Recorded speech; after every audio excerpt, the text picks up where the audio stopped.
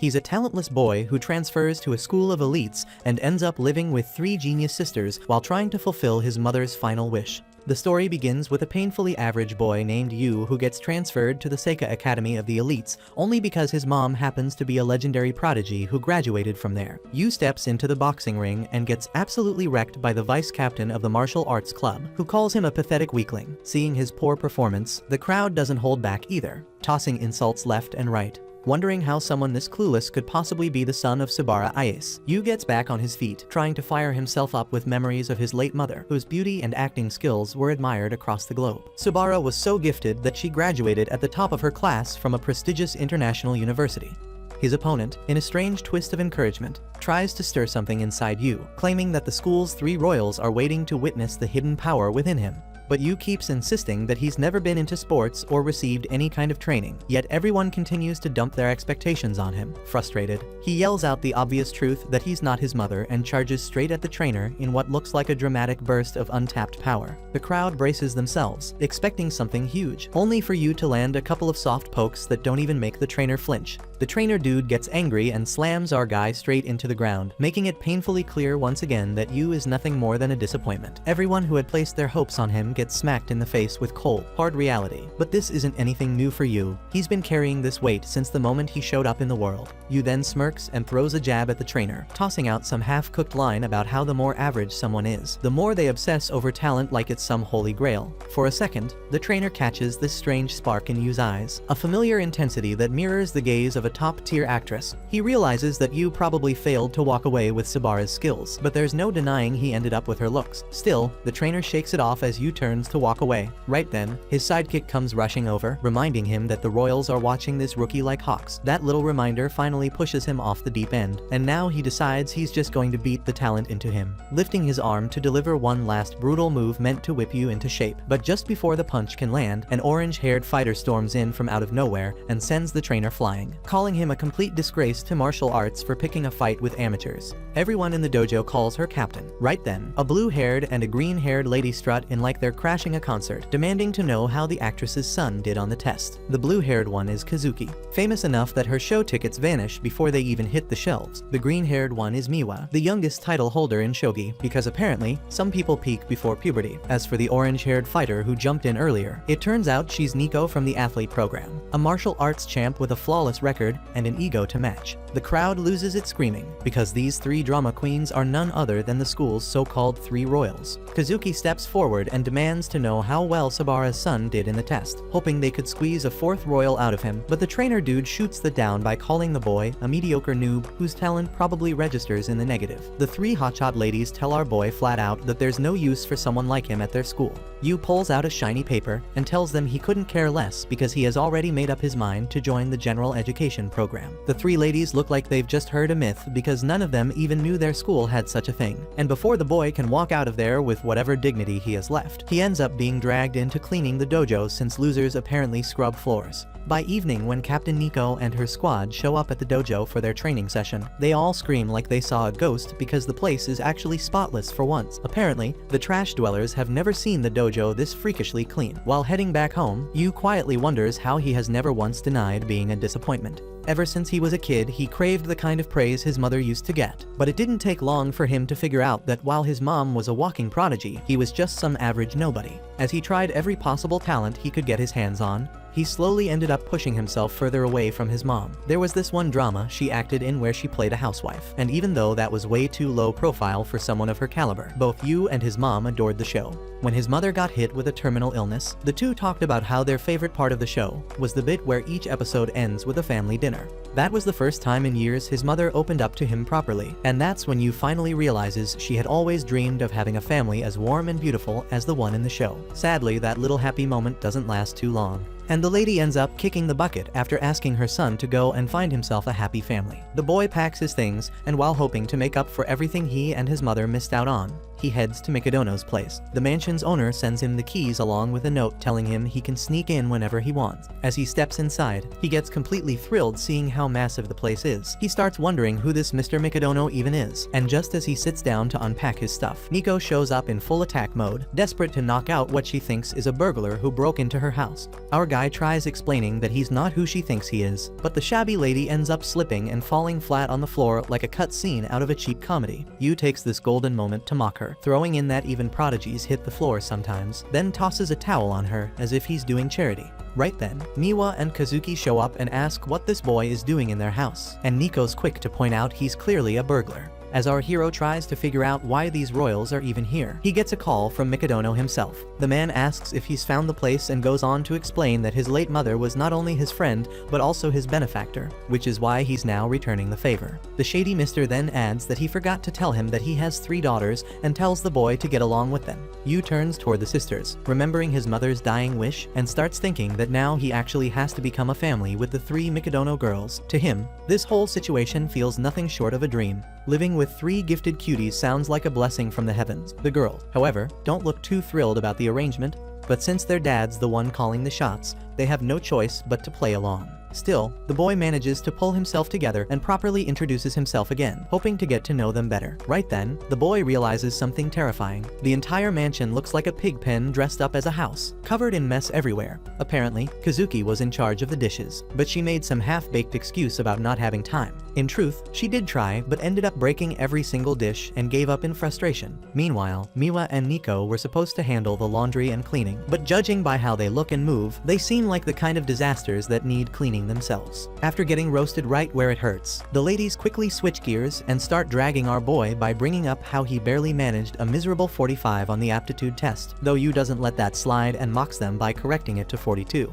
While the 3 of them keep bickering and throwing around useless complaints, they glance around and slowly notice that everything is suddenly shining like a 5-star hotel lobby. Turns out, while they were busy running their mouths, the boy had already turned into some sort of cleaning wizard. The next morning, our boy wakes up hoping to get to know the ladies better over breakfast since there's no school today. He plans to rest up a little, but that idea dies quickly thanks to non-stop earthquakes shaking the whole place, which turns out to be Nico casually splitting tiles with her bare fists in her personal dojo. After witnessing that madness, he heads over to check on the others. Miwa's busy playing shogi and arguing with an AI, while Kazuki looks like she's running a drug lab, tossing random stuff into a blender and making a suspicious milkshake that might either poison someone or kill them outright. When he asks what she's doing, Kazuki mocks him and says it's just their version of a morning routine, the same way people like him need to brush their teeth and do other basic stuff. As Yu tries suggesting dinner together, the eldest Mikadono daughter tells him to handle the house since they'll all be out with packed schedules and rehearsals. He then turns to Miwa to invite her for breakfast,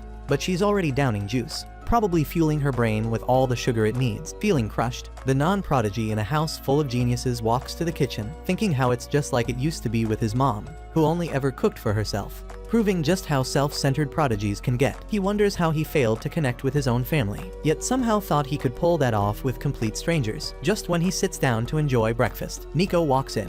Though she clearly wants to eat all the neatly baked food, she controls herself and claims it's an unbalanced meal for her. Yu starts licking the food to tempt her, but she loudly complains about the excessive carbohydrates and lipids, adding that she still needs at least 20 more grams of protein along with vitamin B. Yu finds it ridiculous how someone needs to calculate nutrients before eating. Nico explains that for her, eating right is just as important as training. As the girls get ready to leave, he remembers how his mother used to follow different diet plans depending on the type of shoot she had. When the ladies rush out toward the gate in a hurry, he suddenly appears behind them and says they've forgotten something. That instantly sends a chill down their spines, and they begin checking everything in panic while arguing over what's missing. But he only meant to wish them a good day. Even though they find it unnecessary, the girls end up blushing on their way to practice and somehow feel a little happy about it. Meanwhile, Yu moves on to doing the dishes, and in the middle of it, he receives a call from the shady Mr. Mikadono. The man informs him that he won't be around much due to his responsibilities, which basically leaves Yu stuck alone with the 3 girls.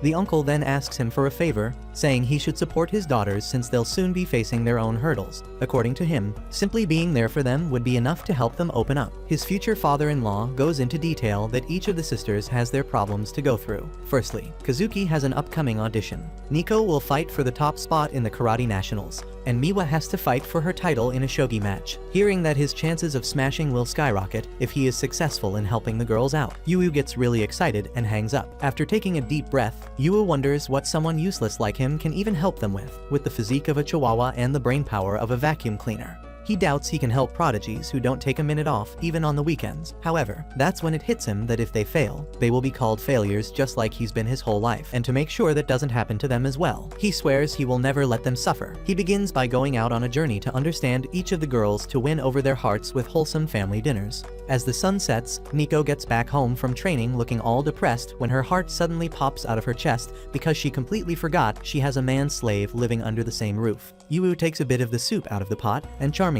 licks it up like holy nectar, making Nico go doki doki, and then offers her to taste his cooking for herself. But she smugly shoots him down and says she doesn't need his extra creamy stuff because she brought her own. After finishing her bath, she steps out looking like a queen only to find the little guy deep in the zone cooking up something so good even the rock smells it from across the street. Yu goes through dozens of recipe books and locks in every detail to craft the ultimate dinner. Watching him go so hard even after she brushed him off earlier seriously gets under Nico's skin. Just then, Miwa walks in, and Yu grins like a proud chef announcing he's about to serve soup so good it will curl her toes. Seeing him act like a complete dork, the girls assume he's just running his mouth again. That's when Nico remembers the old days when the sisters had a private chef cooking 5-star meals with premium ingredients, but even 5-star refused to eat that fancy slop because it seriously lacked nutrients, and she only eats what's good for her body. Later that night, the redhead is in her room chugging down Taco Bell like a starving African when curiosity finally wins her over. So she sneaks into the kitchen, sees Yu isn't there, and spots a fine feast waiting on the table. That's when Yu jumps out from behind and hits her with a surprise nutrition attack and drops facts like the meal's packed with protein, vitamins, and minerals more than enough to get ripped, plus his secret sauce to help it all go down smooth. Overwhelmed by the stats, she admits defeat and Yu collapses because he is drained from talking to a diet expert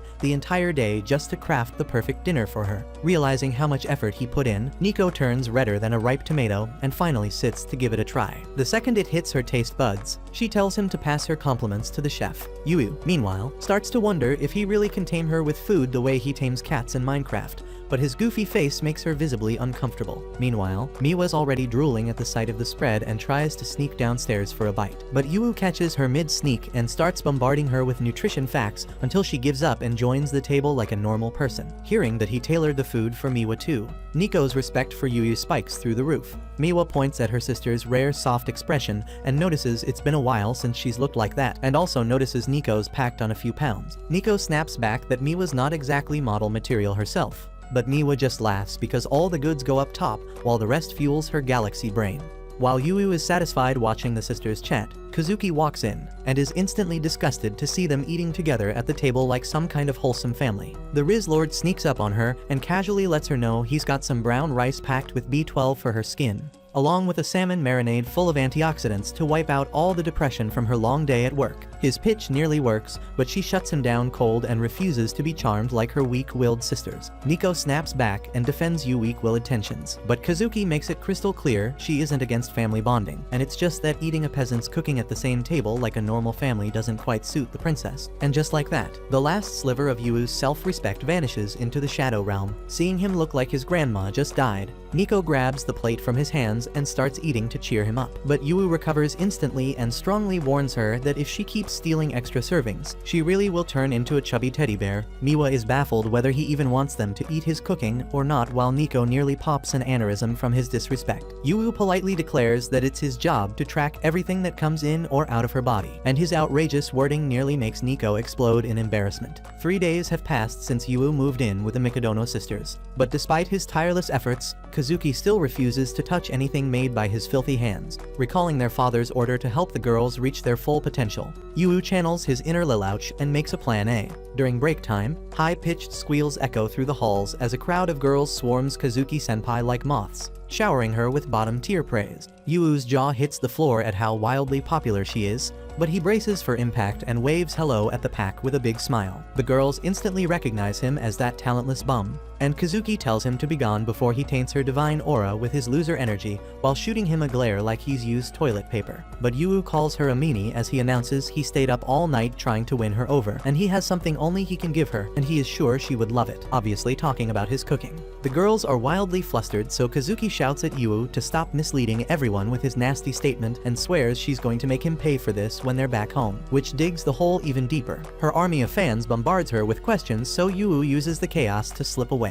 Later, Yu meets up with Nico to strategize on how to win over Kazuki and ends up shocked at how much the karate club depends on her. But as soon as she spots him, Kazuki remembers his outrageous claim from the day before, and the sheer audacity of him showing his face again makes her livid. Her devoted Sims instantly question who this fool thinks he is calling her by her first name so casually, but one look at the Demon Queen sends them running. Yu quickly realizes he won't make it out in one piece if he keeps this up, so Miwa is officially the only card he has left to play. Elsewhere in the school, Miwa is busy playing shogi on her phone when she hears her classmates struggling over a problem. She does some quick math and bluntly says they must really be deficient in brain cells if they can't even solve something that easy. As expected, the girls make a quick exit with their last shred of respect intact, and Yui watches them on their way out. He walks into class, but after sensing Miwa's completely different mood at school, he tones down his excitement. Yu politely invites her to join him for lunch in the cafeteria, but she tells him to get lost. When Miwa realizes he won't give up, she power walks out of class,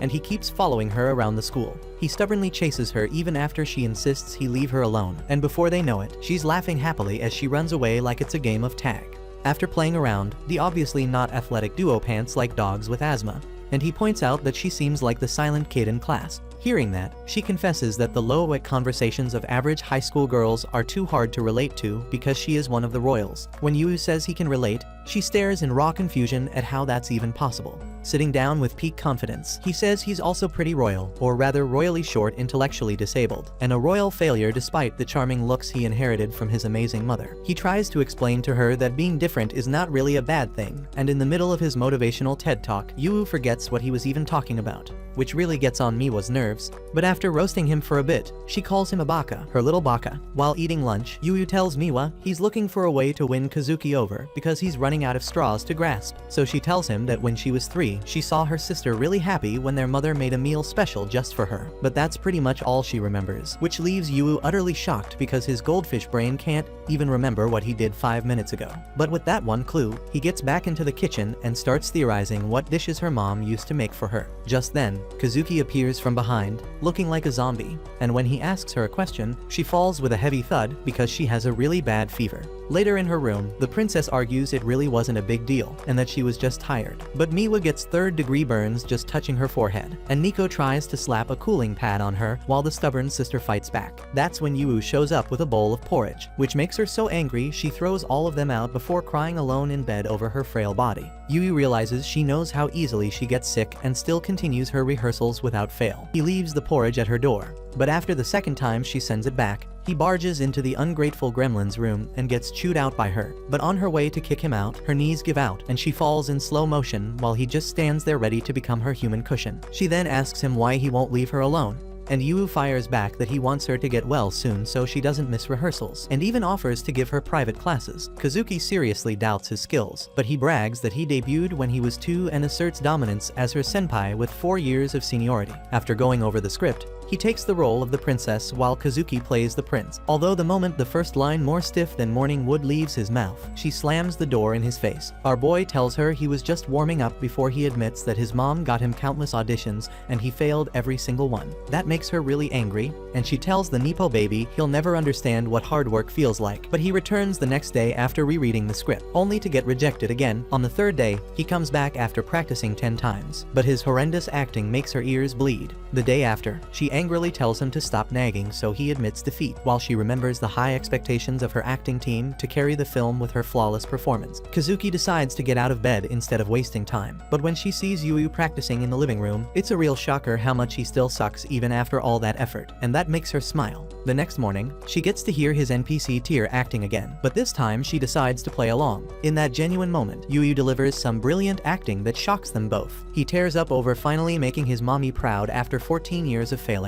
and Kazuki is refreshed to see the goofball getting so happy over a single line. That makes her so happy she tells him she'll let a peasant like him serve her a meal, but on one condition. Yu asks what it is, but she acts super shy like she's about to show him her browser history in incognito mode, and then suddenly blurts out a list of things she doesn't want to eat, which makes Yu realize she's too embarrassed to admit she's a picky eater. The following day, Miwa and Nico have seizures in sync as they watch Kazuki calmly eat Yuo's cooking with satisfaction and think the end times are coming. Yu compliments her for finishing her soup like a good girl, but she says she'll eat anything if it doesn't have carrots. That's when he whispers he put shredded carrots in it the whole time and leaves her quivering. Taking a seat, he finally breathes a sigh of relief after finally succeeding in hooking the sisters on what he cooks. However, he is hit with a big surprise the next day that they won't be needing him to cook for them because the girls will be out most of the day practicing for their big day. So he awkwardly wishes them a good day while feeling like a housewife who just got divorced. Still, that's nothing new for him, since his mother was also out for months at a time, though that's exactly why they didn't get to become close like they wished. Once again, he gets hit with a vibe check that the distance between geniuses like them and no lives like him is too big, and even though their father asked him to support them,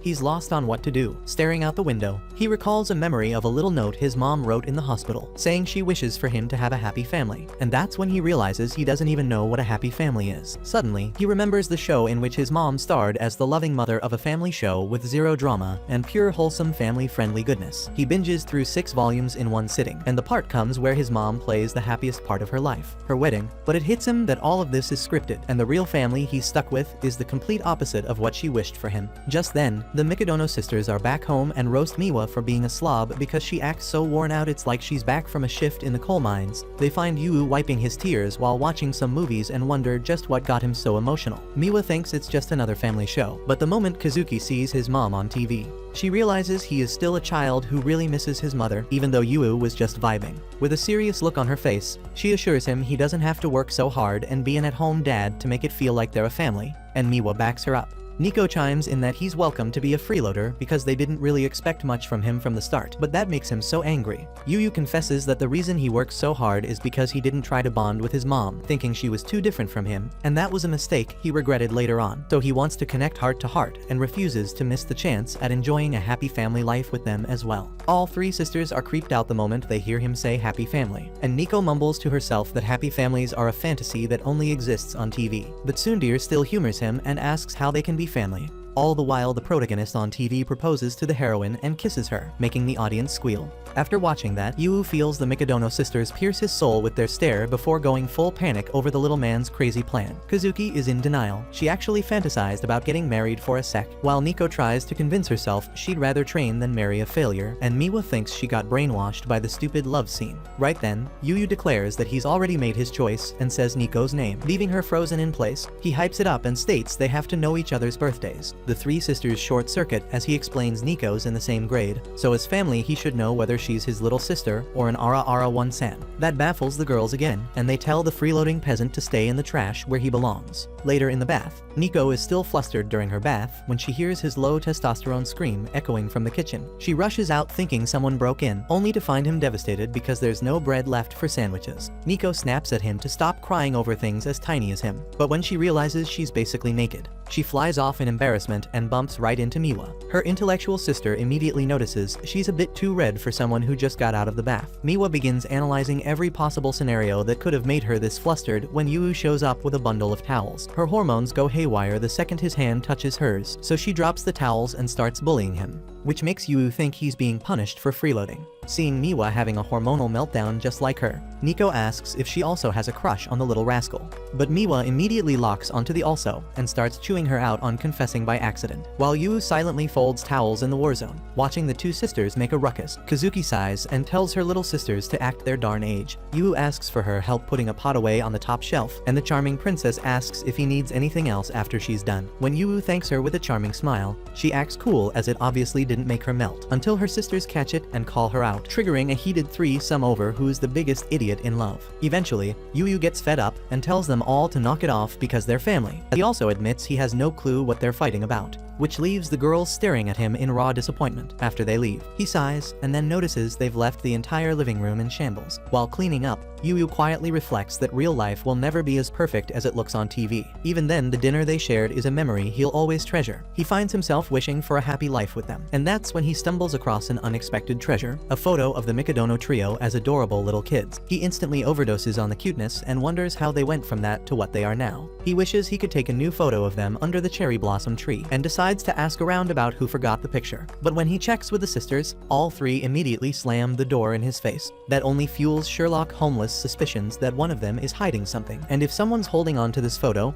it means deep down one of them misses the good old family days just like he does. However, the next morning all three sisters go their separate ways, shutting down his private investigation before it begins. Still, he's impressed to learn that these prodigies travel all over the country and decides to dig deeper into where their events are being held. And that's when he hits the jackpot. Later that night, Yu warms up some milk to help Kazuki sleep better, but Miwa and Nico look visibly annoyed because they forgot to book a hotel room. Right on cue, their knight in shining sarcasm stuns them by revealing he already booked a hotel for them. He hands them 2 separate maps and cheekily wishes them a happy stay because he picked out a 5-star place for them. Miwa's not that thrilled and pouts that she can't be happy eating trash food for 2 days, and Nico agrees. That's when the cheeky gremlin asks if she's saying she can't even go a single day without him, making her cheeks redder than roses. The smug goblin grins widely and says he's happy to join them. Later at the shogi tournament, Miwa dominates her opponent like a boss within seconds, leaving everyone stunned by her raw talent. On her way out, a woman informs her that her next match will be against a 4th grade master, so it might be a challenge. But Miwa walks off looking bored and thinks about practicing with AI at the hotel. That's when a breathtaking view of cherry blossoms completely captivates her. She recalls wholesome memories from their childhood and heads back to the hotel, only for her jaw to crash into the basement on seeing a disguised Kazuki checking in at the counter. The 2 sisters immediately start questioning each other, and in the middle of that, Nico also makes her entrance and drops her bag in pure shock.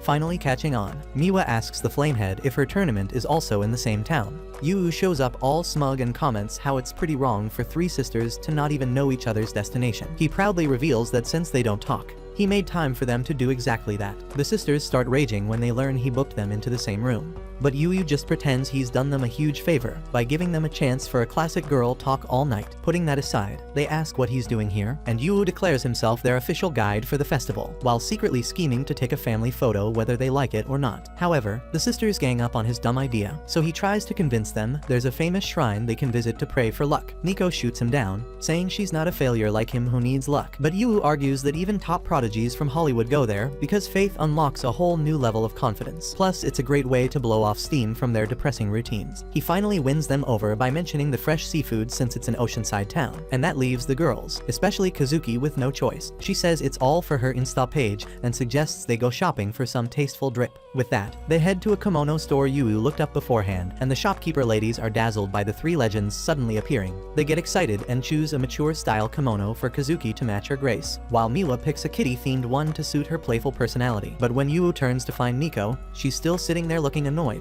So he asks if she doesn't like kimonos. He points out that there are tons of styles, but she grumbles that she wouldn't look good in one anyway. The shop lady then brings her a sharp design to match her handsome personality. But Nico flashes back to when she once wanted a girly dress, and their father never let her buy anything feminine. She snaps at the shop lady, but right then Yu shows up with a kimono that radiates peak femininity, and says he thinks it's perfect for her because she's the cutest girl he knows. Nico gets hit right in the feelings, and when he asks her to choose between the 2 styles, she takes both into the changing room, and the moment she comes out with her hair tied, all 3 of them are completely blown away by her enchanting beauty. Afterwards, the not-so-typical family heads out to enjoy the festival. Miwa mentions that she's starting to feel hungry, prompting Yu to remind her to stay close and not wander off too far. Just then, the crowd recognizes Kazuki, and in no time, a swarm of people rushes toward her like a pack of fans desperate for an autograph. Yu had hoped the sisters would grow closer through this outing, but from the way things are unfolding, Kazuki seems to have switched into work mode. While she watches her sisters enjoy their food, Kazuki briefly feels a tinge of nostalgia, but brushes it off. At the same time, a girl nearby,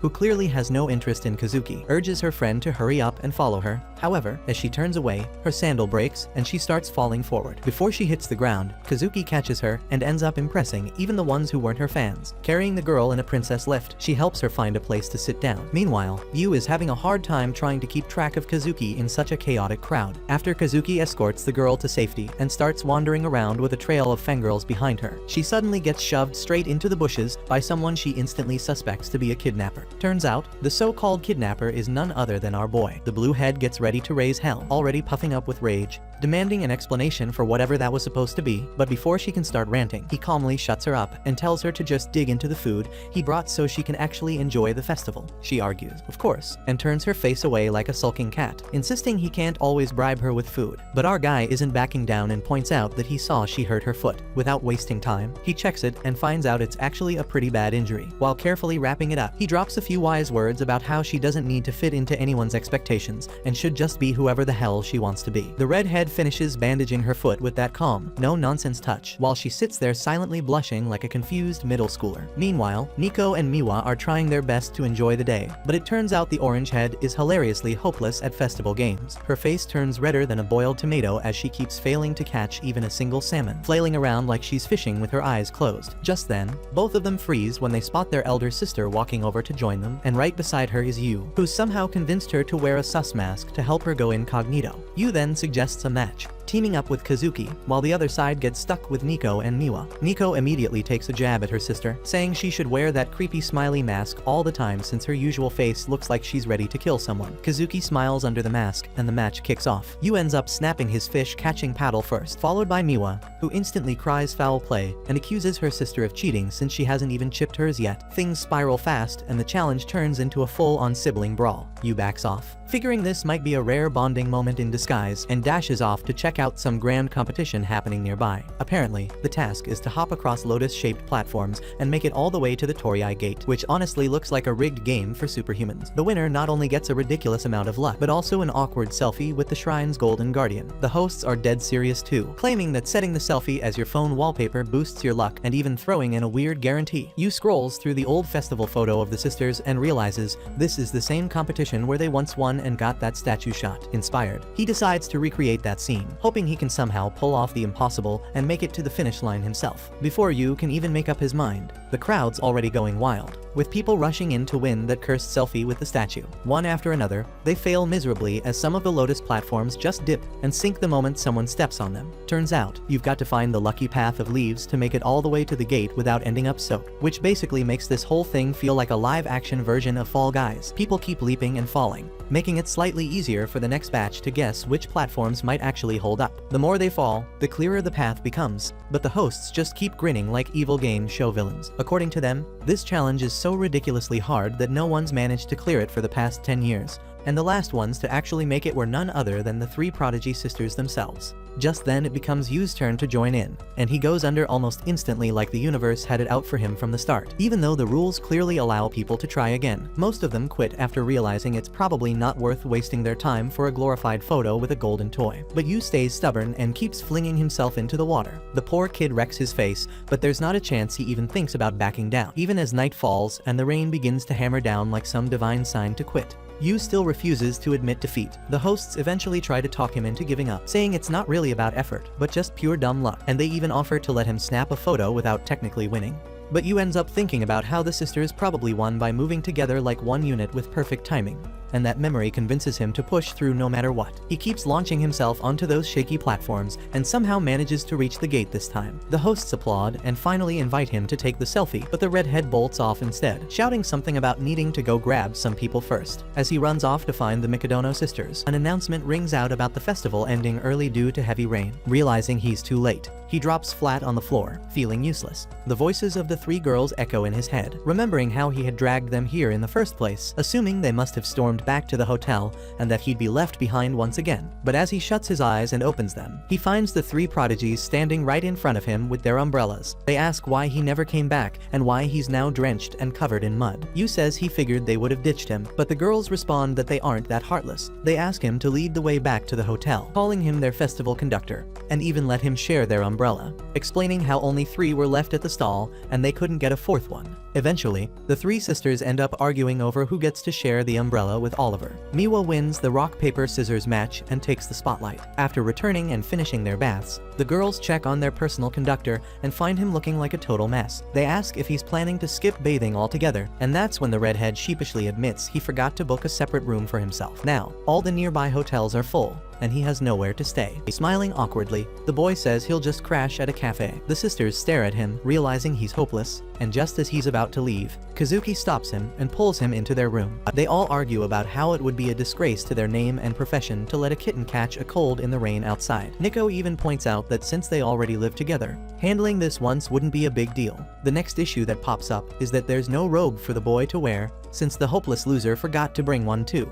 After a few awkward glances and fidgety moments, Yu finally spots an extra robe and hurries off to take a shower. While he's bathing, he yells out from behind the door, telling them to forget he even exists and just get a good night's rest. Eventually, the lights go out and everyone settles in to sleep. But now a new problem arises. The three prodigies find their hearts pounding, unable to fall asleep. Their faces stay flushed, despite having no fever. The story then rewinds a little, revealing that Yu actually succeeded in his mission to get the three sisters to take a photo with the statue. As expected, he messed things up again and ended up clowning around, which only made the sisters laugh harder. Back in the present, when the boy enthusiastically checks his bag, he can't find the old photo of the three sisters. Instead, he discovers a letter saying she's taken the picture back. He smiles, happy that the photo is now with its rightful owner, and falls asleep in mere seconds. Seeing him knocked out so quickly, the three girls quietly sit up, wondering why they're all still awake. They exchange glances and softly start talking about how they haven't changed one bit. They argue and laugh over old memories, realizing how even though they live together, life has kept them so busy they barely have time for moments like this. Miwa turns around and checks both the old and the new photos with her sisters, confirming that she was the one who had kept the original safe all along. She chuckles, thinking of Yu as a lovable idiot who went through all that trouble just to get them to take another photo together. The three sisters silently thank the boy in their own hearts before finally drifting off to sleep. The next morning, as chores are being taken care of, Yu casually checks the news and is surprised to see headlines praising the three prodigies for delivering outstanding results,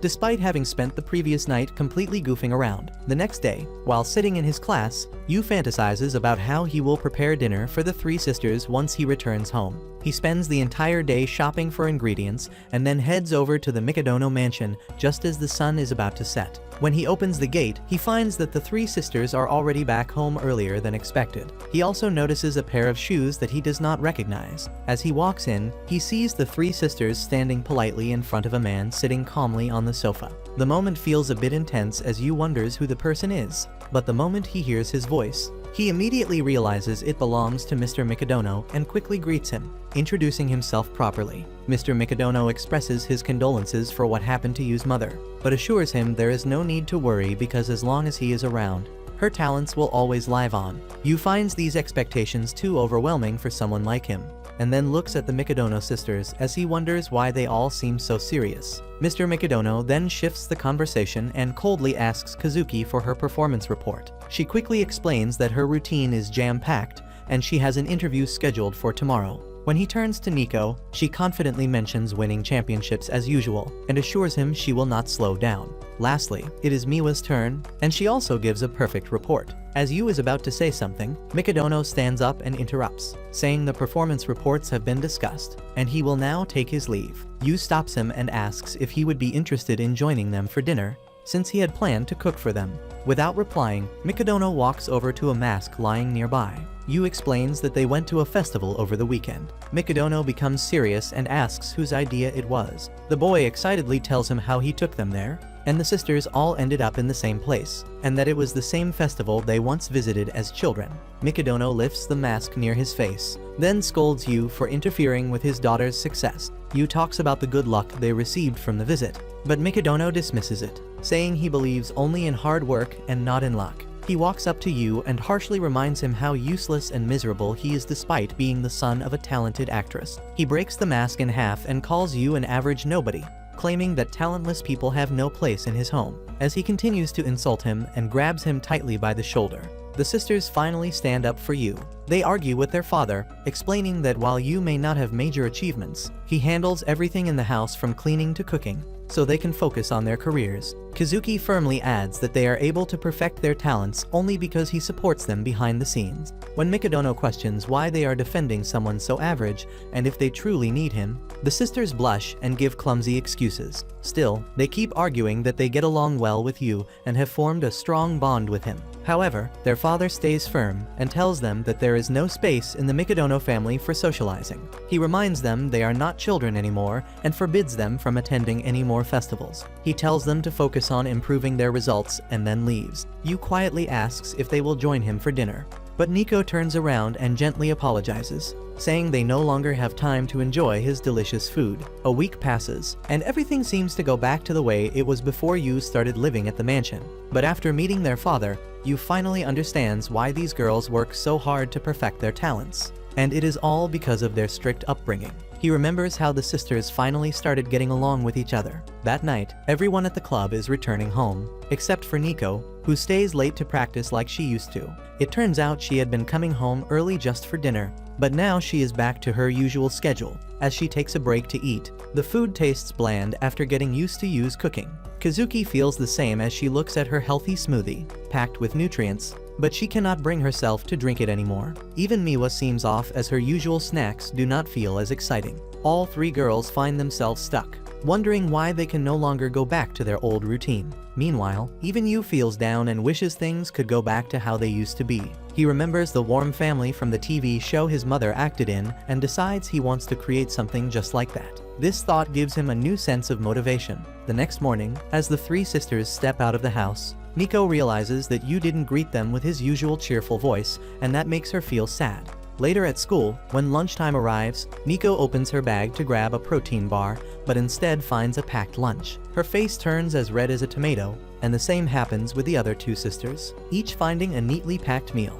When Nico's crewmates ask if she is not going to eat it and suggest they could have it, she firmly refuses and says she will eat every bite herself. Meanwhile, Yu is asleep on his notebook, completely exhausted after waking up at 4 in the morning to prepare their meals. Later, when he finds their lunchboxes completely empty, he smiles to himself, knowing they enjoyed the food. That evening, the three sisters call Yu over and seriously tell him that they want to form a co-stewardship with him. Confused, Yu wonders why they are suddenly talking about ships. But the sisters do not look in the mood to be joking, as they remind him that their father warned he would throw Yu out unless he proved himself. So they propose that if he supports them in the coming challenges, they are willing to accept him as one of their own. They explain what lies ahead for each of them and say they need his help to face it all. Excited by the idea, Yu promises he will make lunch for them every day because they are a family.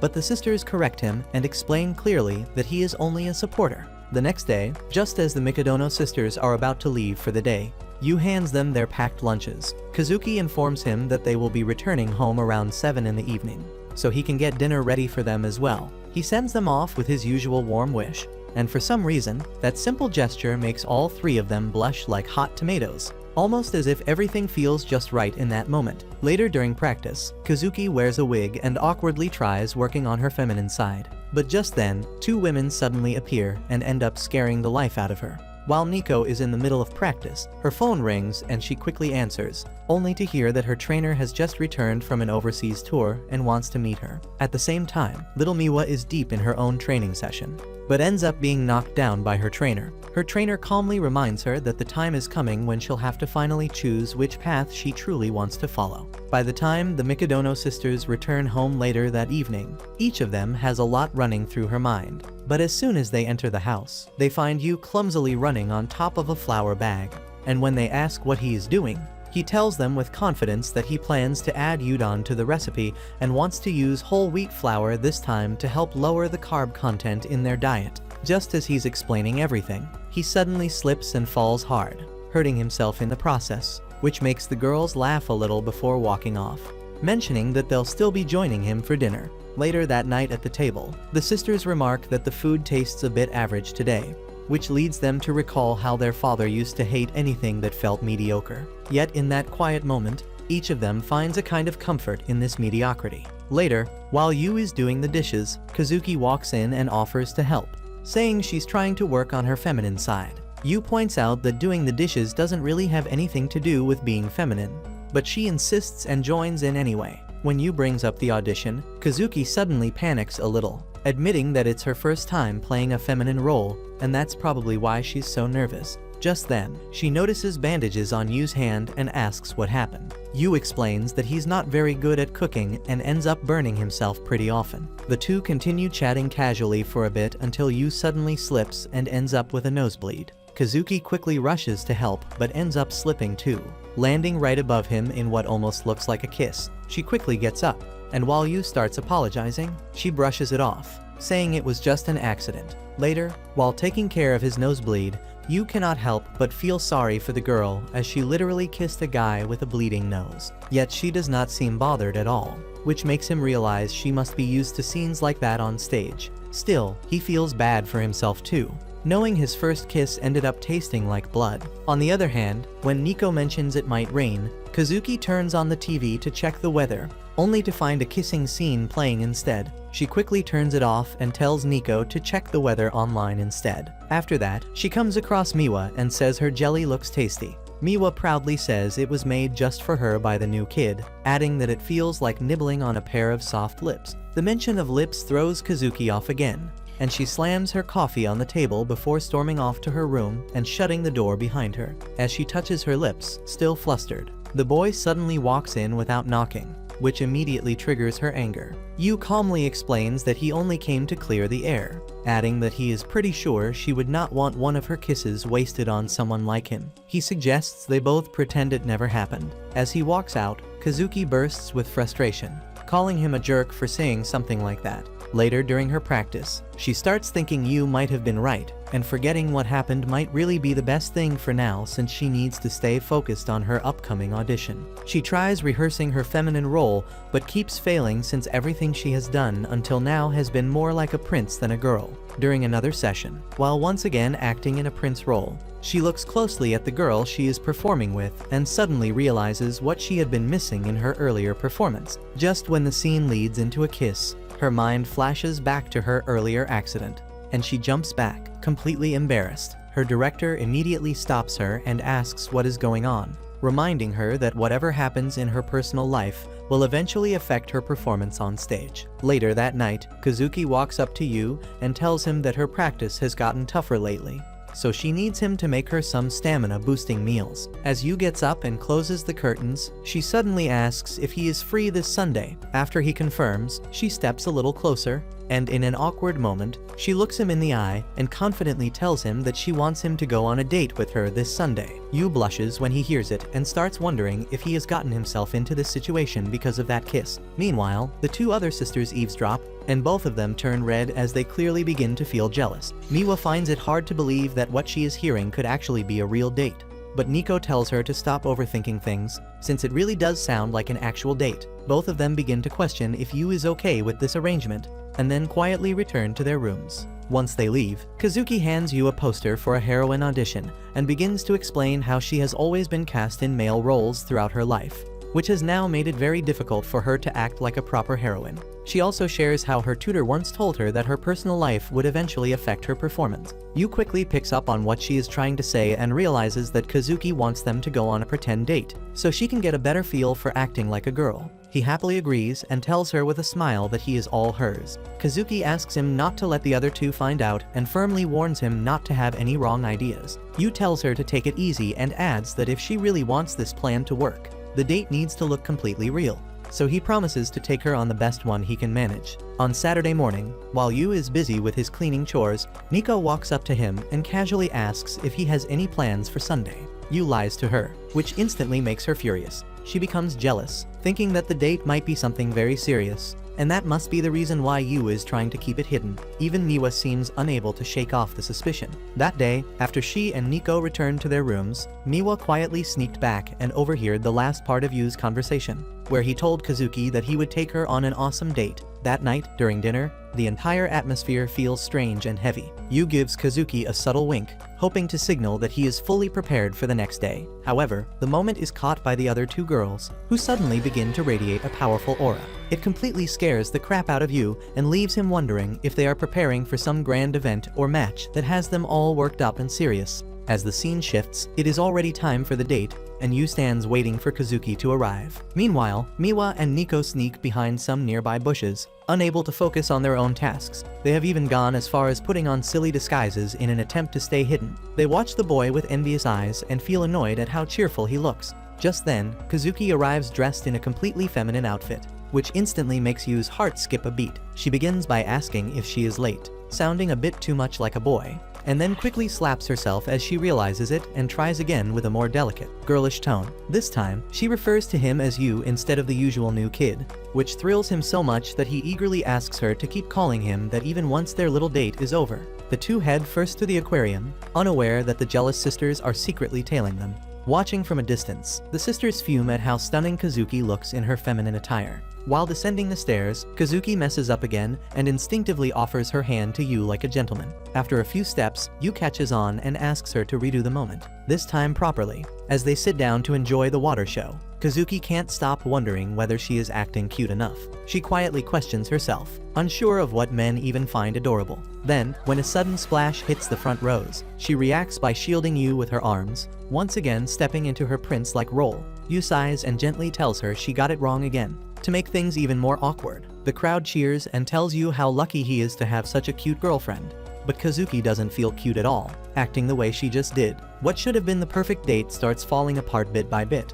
They keep messing things up, like not knowing who is supposed to carry the shopping bags, and Kazuki ends up with sore feet from the fancy female sandals she is not used to wearing. The two girls, still spying from the shadows, find the entire scene painfully cringe and hard to sit through. Later, when Yu excuses himself to use the washroom, Kazuki catches a glimpse of her reflection in the glass and sighs, thinking about how poorly she has been doing all day. She remembers how excited Yu had been about taking her out and starts wondering if he now regrets it. Just then, a scout from a showbiz agency approaches her, flashing his card and asking if she has a moment to talk. Kazuki politely declines, saying she's not interested, but the man doesn't back off easily, making her feel uncomfortable as she glances around, wondering where Yu disappeared to, when she actually needed him the most. When the scout suddenly grabs her hand and tries to drag her away, Yu appears out of nowhere and firmly slaps his hand away, asking if there's a problem. The scout scoffs and asks if Yu is her younger brother, but Yu tries to act mature and insists that they are on a date and Kazuki already knows exactly where she wants to be.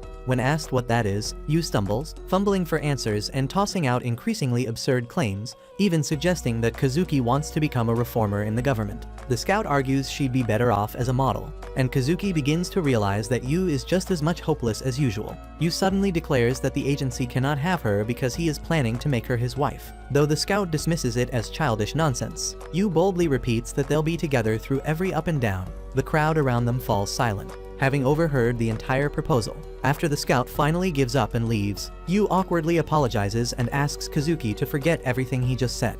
But from the look on her face, it doesn't seem like she will. He then takes her hand, surprised by how warm it feels, and leads her away, while the two jealous sisters watch from behind with growing concern that this might turn into a perfect date after all. After a while, Yu realizes that he's been holding Kazuki's hand without even thinking about it, and now neither of them seems ready to let go. The people around them find the scene rather adorable, though poor Yu keeps getting mistaken for Kazuki's younger brother. In an effort to appear more romantic, Yu shifts his grip into something more fitting for a date, and Kazuki starts sweating bullets, trying to figure out if this is how a girl is supposed to react in such a moment. Still, she keeps her head high, convinced that this might finally be working, and silently hoping Yu continues with the same energy. Eventually, the two make it to a film theater, and when Kazuki suggests they go for a romantic movie, Yu surprises her by saying he already has everything planned, and they'll be watching a film titled Love in April. The name immediately rings a bell for Kazuki, as it starred her senior from the troupe who had retired from male roles to take on feminine ones instead. This particular movie had marked her senior's first performance as a full-fledged heroine, and Kazuki had always avoided watching it, fearing it might reveal how the transition had gone. Yu cheerfully tells her that the movie stars a former troupe actor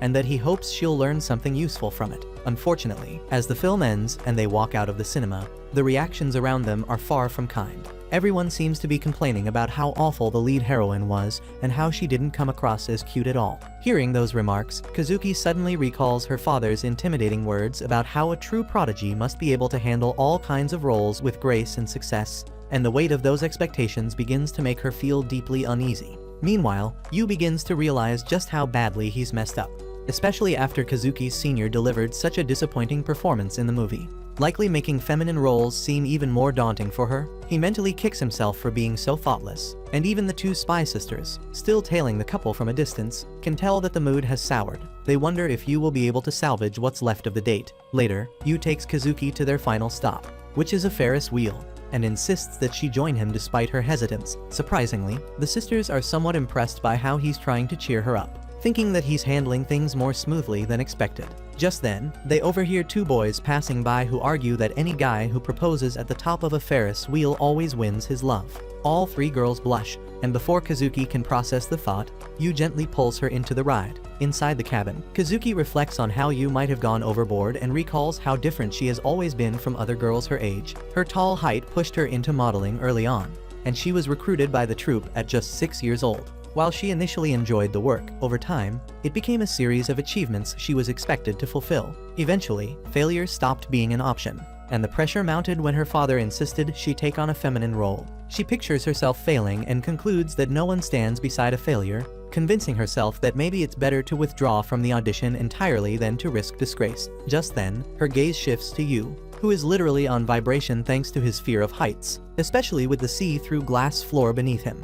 When she asks why he chose this ride, Yu yells out that it had to be a perfect date, and Kazuki is suddenly reminded of what those boys had said earlier about proposing at the top. Before she can collect her thoughts, Yu clumsily stands up, nervously calls her his heroine, and at the very peak of the moment, mistakenly calls her his heroine ever. Kazuki asks the guy to silently sit down again and watch him tremble and stumble through yet another moment. Kazuki smiles softly, seeing once again how he somehow manages to fail, even in what should have been the perfect opportunity. The boy then gently brings up the idea of finding value in failure. Sitting beside her, he begins scrolling through the most embarrassing moments of their date, and Kazuki asks if he is trying to humiliate himself on purpose. But as he shows her each picture, she quietly observes, realizing that all those clumsy scenes really did feature many of her emotions. Yu tells her she might actually be great at expressing emotions, which makes her blush even though she quickly dismisses it as an excuse to mask incompetence. He smiles and wishes her luck for the upcoming audition, and though she smirks in response, when the two step out of the Ferris wheel, almost glowing, the spying girls start to worry about what exactly happened up there. On their way back, Kazuki thanks Yu for the date, admitting that until now, she had always performed according to what others expected from her, but now, for the first time, she feels free to perform in a way that feels true to herself, knowing that there may be people out there who might even come to love her flaws. Yu reaches for her hand and tells her to remember this day, but Kazuki pulls her hand away, firmly stating that she does not rely on him to pass her audition. A few steps ahead, she suddenly turns around, and just as the spying sisters start to panic over the possibility of a kiss, Kazuki leans close to Yu and softly whispers that the kiss they had earlier was actually her first, and she cannot pretend that it never happened. Yu starts apologizing again while the two sisters freak out behind the bushes, desperate to know what she just said. Kazuki then calmly removes her wig and declares the date officially over, explaining that she has to return to the theater for rehearsal. Later, when Yu returns home to make dinner, the two sisters who had been secretly watching him all day welcome him back in a way that makes him visibly blush. The girls exchange knowing looks, realizing that although Yu had spent the whole day supporting Kazuki, he is still the one meant to support them, too, and they are not about to let him forget that. The next day, while the Mikadono sisters and Yu walk together toward their exam, Yu points out that even Kazuki seems quite relaxed, except for the brain prodigy Miwa. Kazuki replies that she doesn't like cramming at the last minute during exams, though Nico seems to be doing exactly that. When Miwa mocks Nico about her poor grades, Nico offers a lame excuse that she spends all her energy on her muscles. Yu then offers to help the martial arts prodigy with her studies, and the two end up awkwardly close because they are in the same class, which makes all three sisters blush. While Yu is explaining the meaning of the word suddenly to Nico, he is suddenly shoved aside by a thief who snatches a lady's handbag and makes a run for it. Yu tries to chase after him and literally begs him to stop, but his painfully slow pace only amuses the thief. Just then, Nico appears in front of the man and lashes out with a kick. The thief, however, appears to have trained in martial arts during his youth and uses those skills to deflect her strikes with ease and even attempts a counterattack. While Yu grows worried for Nico, the other two sisters remain calm as they are certain that their sibling will not be defeated so easily. Using a wall to spring herself forward, Nico finally lands a solid kick and slams the man to the ground. She picks up the stolen handbag and tells the thief that he is an absolute disgrace to martial arts. Meanwhile, a crowd gathers around her, and some people begin to recognize her as the martial arts champion. Nico returns the handbag to its owner, and while she tries to hide a bruise, Yu comes rushing over, digging quickly through his bag to find a bandage.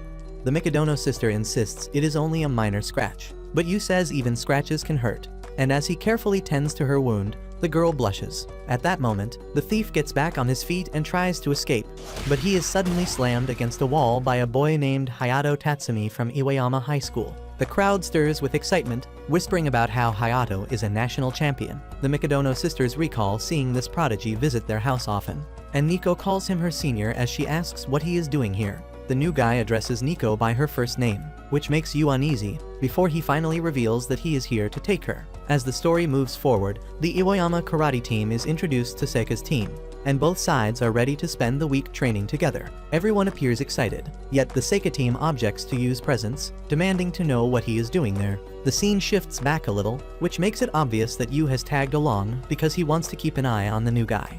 When he asks the team about this hotshot, they tell him that Nico and Hayato trained together from the same dojo, but they warn that he is bad news since he constantly draws the attention of all the girls, which irritates the Seika boys. Just then, Nico challenges the new prodigy to a spar, and although he refuses at first, when she presses the request, he smiles and agrees, and the match begins.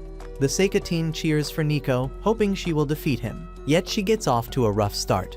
Catching her breath, the Mikadono sister realizes her senior has reached a whole new level compared to her and asks for a rematch. But Yu steps in front of her, telling her to stop. He says she has turned into a complete mess, then turns to her senior and scolds him for not going easy on his junior.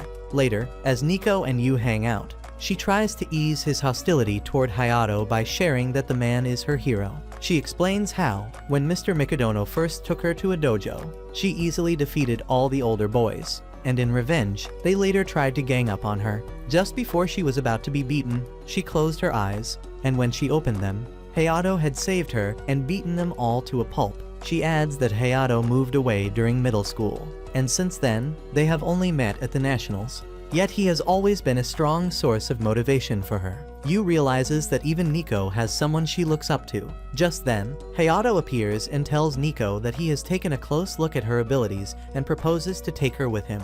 Everyone, including Yu, grows concerned, and when Yu protests, Hayato explains that his team intends to bring Nico along with him to his school. The Seika boys object, pointing out that his team is all boys, but Hayato replies that they have gone co-ed this year.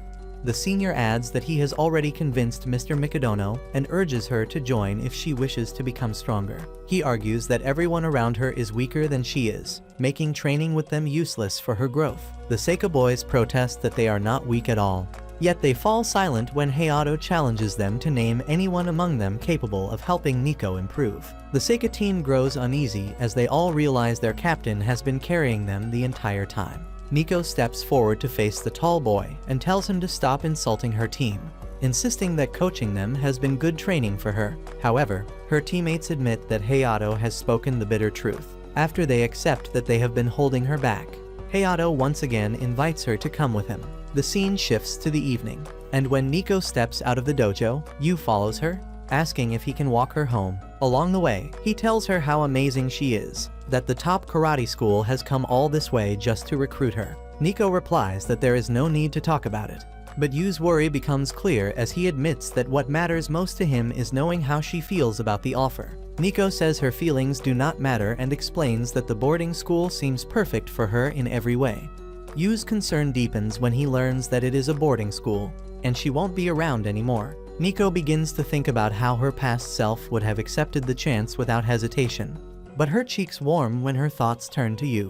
When they reach the gate of her home, she suddenly blurts out that she wants them to be together. At that moment, the entire Seika group appears in tears, shouting that they feel the same way and do not want her to leave. After a quick emotional ambush, the group rushes off in tears, leaving Nico to wonder if they are all fools. Later at dinner, Kazuki casually tells Nico that she can use her shampoo and conditioner, startling the girl completely since a single bottle of that shampoo costs at least 10,000 yen. Nico remembers how Kazuki once burst at her for accidentally using it. Even Miwa acts strangely, offering Nico some of her food, despite the fact that she is the type who never shares her favorite dishes under any circumstances. Later, while they are doing dishes, Nico complains to Yu that her sisters are being abnormally nice to her. And Yu points out that news of her possible transfer to the boarding school has reached everyone, so even her sisters do not want her to leave. After her bath, Nico glances at Yu and wonders why he only asks about her feelings but never shares his own. She finds herself thinking that she truly wants to be with him. The next day, during the training session, the Seika group struggles against the Iwayama team, and they realize that if they do not toughen up, They will soon lose their captain. Nico walks up to her senior and says in a serious tone that she is not going. While her whole team cheers at the news, the prodigy seems strongly opposed and argues that his school offers a better environment than Seika's. He tries to make her understand that both of them could perfect their martial arts together. But Nico stands her ground, and when he asks her for the reason, she only blushes. Hayato tells her to come to his school after the joint practice is over, saying he has always thought she was more than just a normal girl. At that moment, a cabinet shakes open and Yu suddenly launches out from inside, startling the guy from the Seika group. Acting with unusual seriousness, he says he has made up his mind as well. He argues that Nico will not have to leave the school if there is someone whose skills are greater than Hayato, and then he challenges the prodigy out of the blue. He puffs out his chest and thumps it like a gorilla as he declares his feelings that he, too, wants to be with Nico. His words make her blush, and Yu announces that he will win for her no matter the cost. Everyone watches him with a flicker of hope for a moment before they come back to their senses and realize that it is simply impossible. They try to convince the boy to at least look at the size difference, but when they see his determination, the whole Seika group begins to support him, saying he is the son of Subaru Ice and might have a trick up his sleeve. When Hayato hears that Yu is the son of the great prodigy herself, he smiles and remarks that Seika Academy seems to attract prodigies. He, however, makes it clear that he has no plan to go easy on the boy. Even Nico tries to make you understand that this is an impossible task for him, but she eventually gives up against his determination.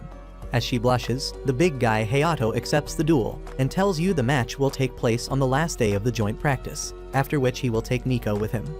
That night, Yu begins his practice with Nico after he has challenged the prodigy to a match in the heat of the moment. Even Nico does not plan on going easy on him, because she knows that her future now depends entirely on Yu. She starts his training by teaching him about light stepping and explains that Hayato's greatest weapon is his long-range kick, so Yu will need speed above all else. While Yu suddenly dashes toward her and tries to catch her off guard, he is immediately punched back by her and falls flat on the ground. Nico brings him some ice for his bruise, yet Yu keeps up his determination, even knowing the odds are completely against him. He tells her again that he wants to be with her, and just as she begins to blush like a tomato, he adds that he also wants to be with her sisters, which spoils all her expectations. Yu explains that he loves saying goodbye to them in the morning, and when he asks her why she is not taking the opportunity, he even gently pushes her to the wall.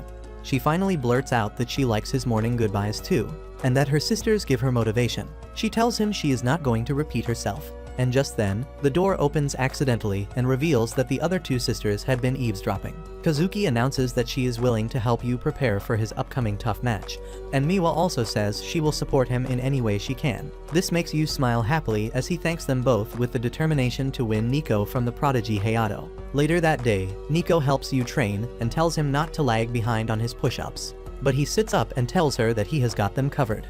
And we find out that in his letter of challenge to Hayato, he said that he's forbidden to use his dominant hand and foot, which only makes him angrier, but Nico admits that this is going to up their chances quite a bit. The next day, when Yu enters the house with Nico, he finds the rest of the two Mikadono sisters already waiting for them while being dressed in super cute aprons.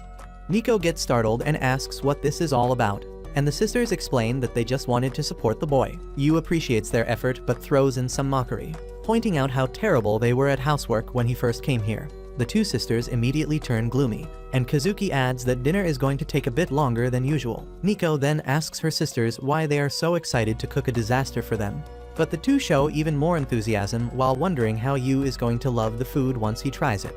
However, even after the two give it everything they have, they still cannot make anything that even resembles edible food, and Yu eventually has to step in with a proposal that he could teach the two how to cook.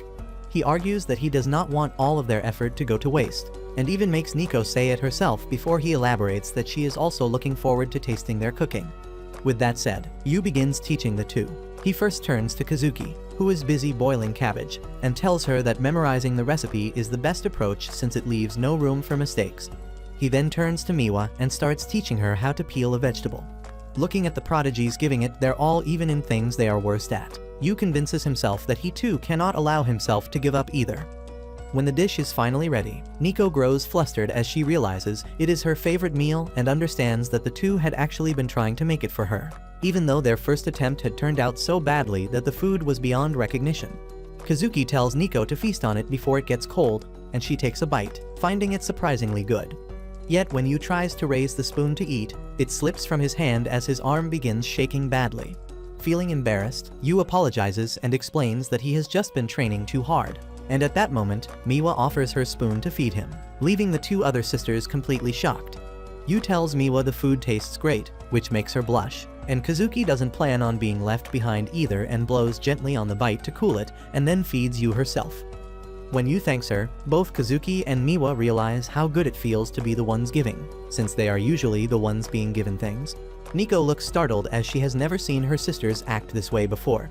Meanwhile, the two continue feeding Yu as if he were some kind of prince. Later that night, after Yu is done with his training, Nico appreciates him, and Kazuki brings him a towel while Miwa brings in some fresh lemon slices in honey for his fatigue. Nico gets a bit irritated by her sisters keeping up with their special treatment. Nico walks towards the boy and asks him to call it a day, as it is getting late. However, the boy keeps his spirits high and argues that he can still keep going. The next day, with only 2 days left before the grand match, Hayato walks down the hallway while recalling how much more enthusiastic Nico used to be. For her, strength had always been everything. Yet when she finally got the chance, she turned him down and refused to go with him. At that moment, Nico steps in front of him and greets him with a simple hi. Her senpai tells her that her spirit has grown weak and that instead of making her own decisions, she is depending on that loser kid. Calling it pathetic, he tells her that she is not this weak. Hayato then walks away, declaring that in 2 days, he will defeat Sabara's son and then take her to his school to beat her back into form. That day, while Nico is teaching Yu, she points out that his punches are actually getting stronger, but her mind keeps drifting back to what Hayato said about her relying on others. She apologizes to Yu for dragging him into her problems, admitting that she is the one who is supposed to be stronger. Her thoughts circle around Hayato, her father, and her team, who expect her to always be strong. She feels that everyone sees her as someone they can depend on, and even though she does want to be stronger, deep down she knows that this is not all she is. She remembers how scared she felt when fighting the big guy and how tempted she became by girlish things. And now she keeps hearing the voices of people, and even Mr. Mikadono echoing in her head, that she does not need to be feminine. This is why she has become too indecisive to choose between being feminine and being stronger. And she has always forced herself to believe that the real Nico Mikadono is not a feminine person. When she apologizes to Yu again for dragging him into her mess, he tells her that he was the one who challenged Tatsumi. But he also says that she has been acting far more out of character than she realizes, which hits her hard. Yu explains that when he first met her, he thought she was a monster, but after spending time with her, he realized that was not true, since she turned out to be managed and even curious about beauty, fashion, and flowers. Nico freaks out and bursts at him, shouting that she never asked him to spy on her, but Yu apologizes and says she was just too strong, and seeing her like that felt like a new side of her. As she gets flustered and turns away, Yu tells her that he never once thought it was weird.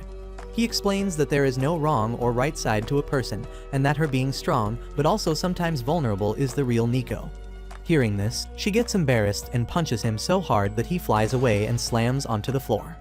As Nico sits away in embarrassment, she admits that she wants to make her own choices, but also confesses that she wants his help too. While she argues about how indecisive she is, Yu walks up to her and tells her that the two of them will fight Hayato together, asking her to leave everything to him. The next day, both Kazuki and Miwa rush through their rehearsals, eager to finish quickly so they can come straight to watch Yu's match. Back at the match location, Yu and Nico stand before Hayato. Hayato demands an explanation from Nico about what she is doing here, but Yu steps forward with confidence and demands 2 matches from the big shot. He argues that since Hayato wants to take Nico away to make her stronger, if she defeats him then there will be no need to recruit her. After declaring this, he bows deeply before Hayato and begs him to let her stay, even if he loses against either of them. Nico's team sees Yu's actions as cheap, but the champion Hayato makes no excuses and accepts the unfair proposal. As the crowd begins talking trash about Yu, Nico grows worried and tells him he is making himself look like a villain in front of everyone. Yu, however, pays no attention, saying this is all part of his plan to protect her. Yu explains to Nico that he will be the one to go first and that his goal is to hurt the champion enough to give her a lead. Nico puts it into clearer words, asking if he actually means to be a sacrificial lamb. As the match is about to begin, Yu's hand starts trembling with fear, and Nico quickly rushes over, holding his hands as she tells him to stop being scared. When Yu steps into the battlefield, Hayato vows to take Nico with him, but Yu shows no fear as he declares that he will prove the results of training with Nico for an entire week. Yu manages to raise everyone's hopes, and just when it feels like something might actually happen, those hopes are crushed as the boy is beaten to a pulp instantly. People, however, do not blame him since he had trained for only 1 week. Yu makes his way back to Nico and apologizes for losing so miserably. She tells him it was the right choice to let her in and admits she realizes that he truly put in real effort throughout the whole week. With that, Nico walks onto the battlefield for her match and feels a surge of determination when Yu tells her to do her best. As the fight begins, Nico lands the first blow and starts off strong with her incredible speed. She knows that the only way to win is to get closer to her senpai, and she even manages to apparently push Hayato onto the defensive. Her teammates cheer with excitement, and the one with gray hair randomly nicknames her the Thunderbolt of Seika. Nico begins to worry as she wonders why her senpai is fighting only on the defensive. It feels to her as if he is shouting that he can already predict her every move. At that moment, Hayato smiles and lands a solid middle punch on her. While watching her fight, Hayato thinks about Nico's style. He knows how quick she is and that her karate form is a perfect textbook example of how to fight. But the problem is that she never strays from convention, which makes her far too predictable. Nico attempts an upper kick, but she fails, and Hayato immediately scores another point with a second middle punch, leaving her only 1 point away from defeat. Losing her confidence, Nico hears Hayato telling her that this has been enough embarrassment for her and asking her to go with him already. Just as she is about to admit defeat and let go of her dream, Yu shouts out to her, and he has even managed to create an instant cheerleading team, convincing the Seika group that it is important for her to win. Startled by this, Nico argues at first, but then she realizes this kid has always been this weird, and she actually laughs as she thinks about it. She finally regains her strength as she remembers Yu telling her that it is okay to be vulnerable at times. Finding her true self, she feels a new sense of confidence, and even Hayato notices that something about her has suddenly changed. When Nico charges at him this time, her moves turn unpredictable, and she manages to land an upper kick with a clever feint. Following that, she fakes a straight jab, suddenly leaps up, and uses a backhanded blow before flowing right into another unconventional move. Even Team Seika looks startled since they have never seen Nico pull off tricky moves in a match before. Yu watches her smile during the fight as she brings the score level with Hayato. Just then, her sisters arrive, worried about how things will end, and as they step in, Hayato realizes that this is no longer the same Nico. But Nico assures him that this side of her is her as well. With those words, she lands one last upper kick and knocks him out for good. Team Seika erupts with excitement over her remarkable victory, and Nico turns to Yu with a blush on her face. Yu rushes toward her with a towel to wipe away her tears, and she leans her head on his shoulder, softly asking if she is allowed to cry after a win. That evening, as Hayato gets ready to leave, Nico apologizes for not going with him, even though he had been trying to recruit her for her own good. Hayato sighs but manages a small smile, saying that it is all over now. Nico then mentions that she couldn't believe how quickly Yu lost and wonders what would have happened if Hayato had faced him alone. Hayato admits that the boy actually managed to hurt him and shows a mark on his right leg as proof. He explains that Yu had been focused on that one spot all along, which kept him from evading her final kick and led to his defeat. Before leaving, he tells Nico that the only reason Yu didn't want her to leave was that he genuinely cares about her. Nico blushes as she comes up with random excuses. Hayato then admits that even though he wanted to push her to get stronger, he also had personal reasons, and finally confesses that he likes her. Nico doesn't back down and simply tells him that she likes him a lot too. Seeing this, Hayato drops to his knees, realizing that she hasn't understood him at all, and firmly tells her that he has feelings for her. Nico panics and asks how long he has felt that way, and he admits he has liked her forever. He tells her he wants to be with her and asks what she thinks. But when she can't answer, he says she doesn't have to and praises her for how much she has grown before leaving. After he walks away, Nico realizes she might have feelings for Yu and flushes completely, quickly brushing the thought aside, telling herself it's not like her to dwell on such things. Still, no matter how hard she tries, she keeps thinking about him and remembers how he told her that all of her sides make her who she is and that there is no right or wrong. Even though her match is over, her heart keeps racing. That night, as Nico heads home, she's irritated that her siblings and Yu left her alone without her, right after her match ended. But when she steps inside, the house is decorated to celebrate her, and Yu greets her warmly. They've prepared a little party, and Yu asks if she can wait a bit since dinner will take some time. Nico notices his hands are covered in bandages and tells him to let them rest and heal. But Yu insists he's fine, and since he didn't do much in the fight, he at least wants to cook for her. Miwa helps Kazuki set the table while Nico places her hand over Yu's, reminding him that he's the one who said even minor scratches hurt. She asks if he ever wants anything for himself and points out that he's worked hard all week for her, so she could at least do one thing for her.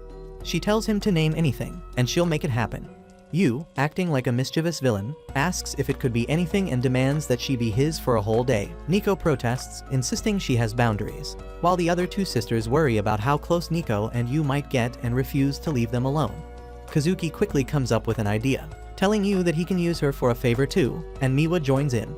Yu still plays the villain, claiming he could have all three of them, before making his best childish face and asking them to go to a theme park with him.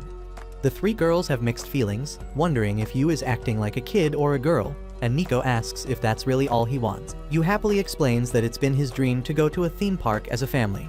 The girls worry everyone might mistake it for a date since they are all teenagers, but just then Nico's cell phone rings, and she gets a call from their dad. Yu snatches the phone and tells the uncle that even prodigies need a day or two to relax. He argues that if they are forced to be perfect all the time, there's a high chance they'll burn out when it actually matters.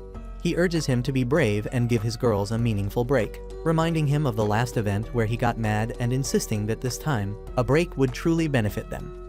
Mr. Mikadono coldly tells Yu to give the phone back to Nico, and the poor boy immediately turns into a scaredy cat. He then tells his daughter that he recently heard about her win against Hayato, who is the country's best high school karate practitioner, and admits he never imagined she could win even in an unofficial match. He adds that while he once thought she should attend Hayato's school, he now sees it isn't necessary. He praises her, and Kazuki explains it's only because she outperformed his expectations. Because of this, he does consider Yu's words for once and allows them to have a day off. Yu cheers up with excitement and announces they'll go to the theme park next Sunday. The following day, the three sisters can barely think about anything else, as their minds are completely consumed by the upcoming trip. As the scene shifts, the day finally arrives, and Yu is waiting for the three sisters.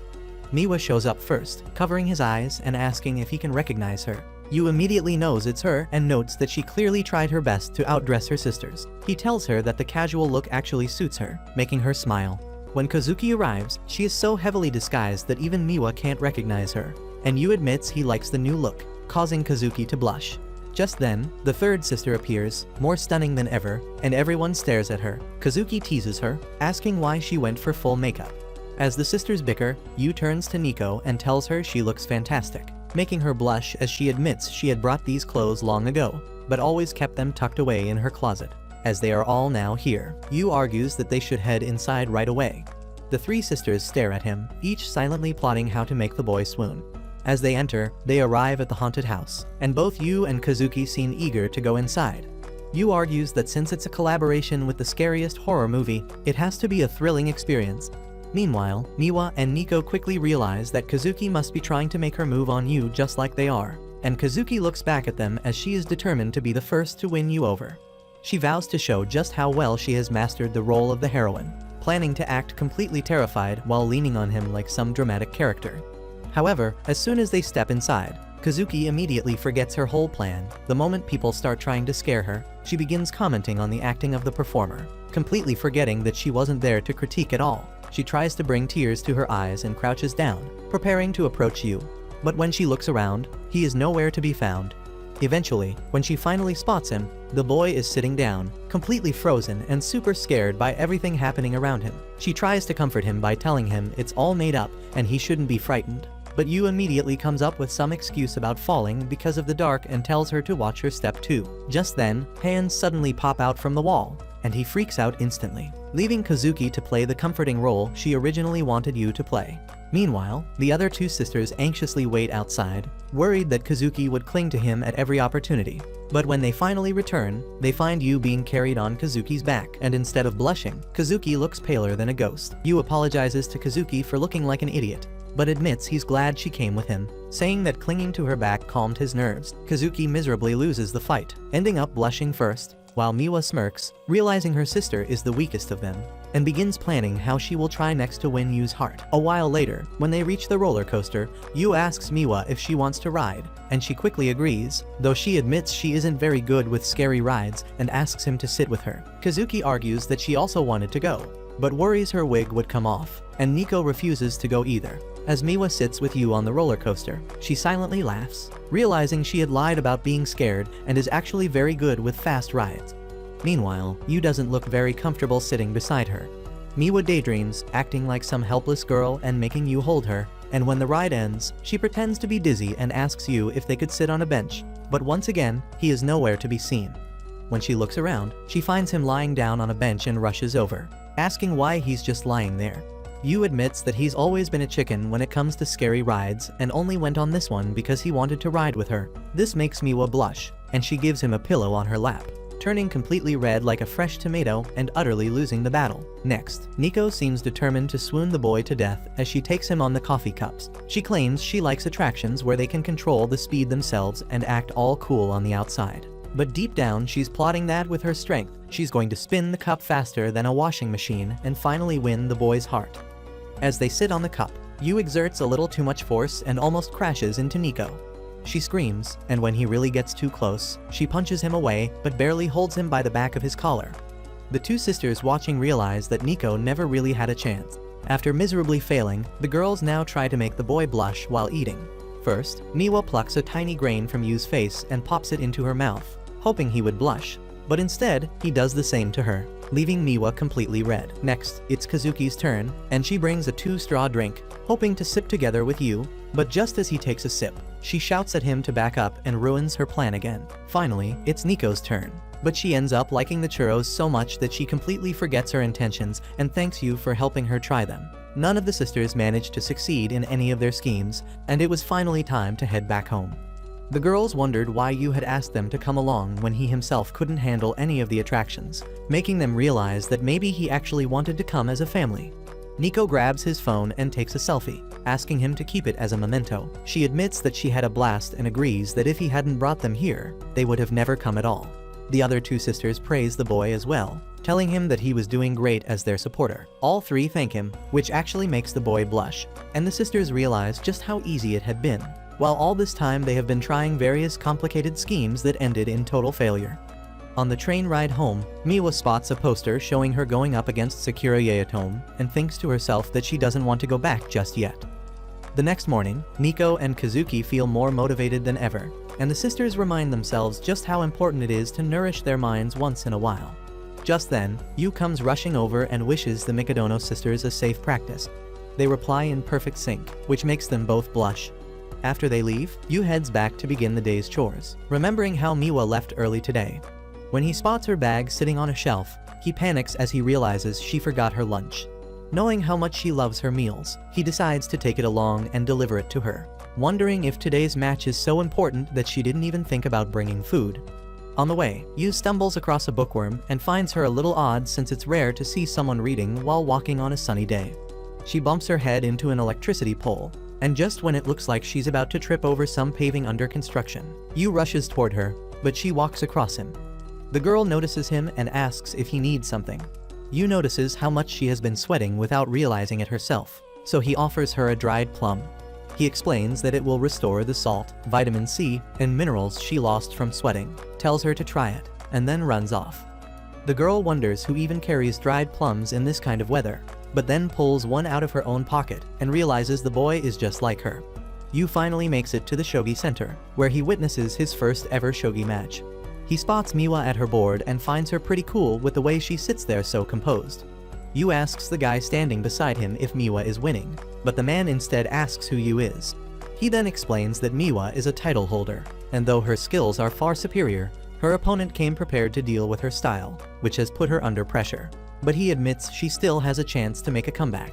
As Yu watches, he sees her tense yet completely focused, and he realizes it is difficult to even approach her during the match. The game goes on until the man suddenly lights up, pointing out Miwa's habit of licking her tongue whenever she is sure of her victory, saying that once she does that, her opponent has no way to fight back. It happens just as he says, and her opponent concedes, giving Miwa the win.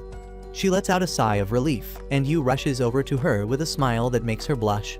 But when he tells her how cool she looked compared to how she is at home, Miwa complains that his comment is rather rude. When Yu jokes that he should have taken her photo, Miwa quickly protests that she doesn't want people to see her and explains that she hates being seen as someone cool.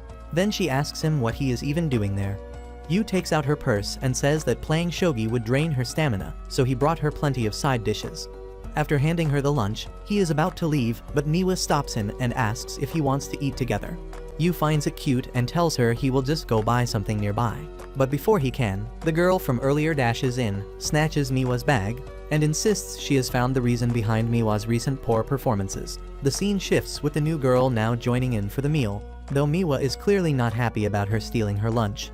As the story rewinds, the girl argues that she can't believe Miwa has a boy cooking for her and blames him for her recent struggles, declaring she will confiscate the lunch. But Miwa yanks the bag back. The girl then makes a scene, claiming that her biggest rival is fighting over some stupid lunchbox, and Yu, overhearing the word rival, lights up in excitement and states that they will be the best of friends as well as rivals. The new girl gets excited and introduces herself as Miwa's eternal rival, Sakura Yaotome, but Miwa doesn't take it seriously as she argues that she is always the one winning all of their matches, even the private ones, and points out that Sakura hasn't won a single time against her. Sakura fires back, admitting that while Miwa's winning rate hasn't dropped, she doesn't see her at her usual capacity anymore, reminding her that the real Miwa would normally annihilate her opponent within seconds.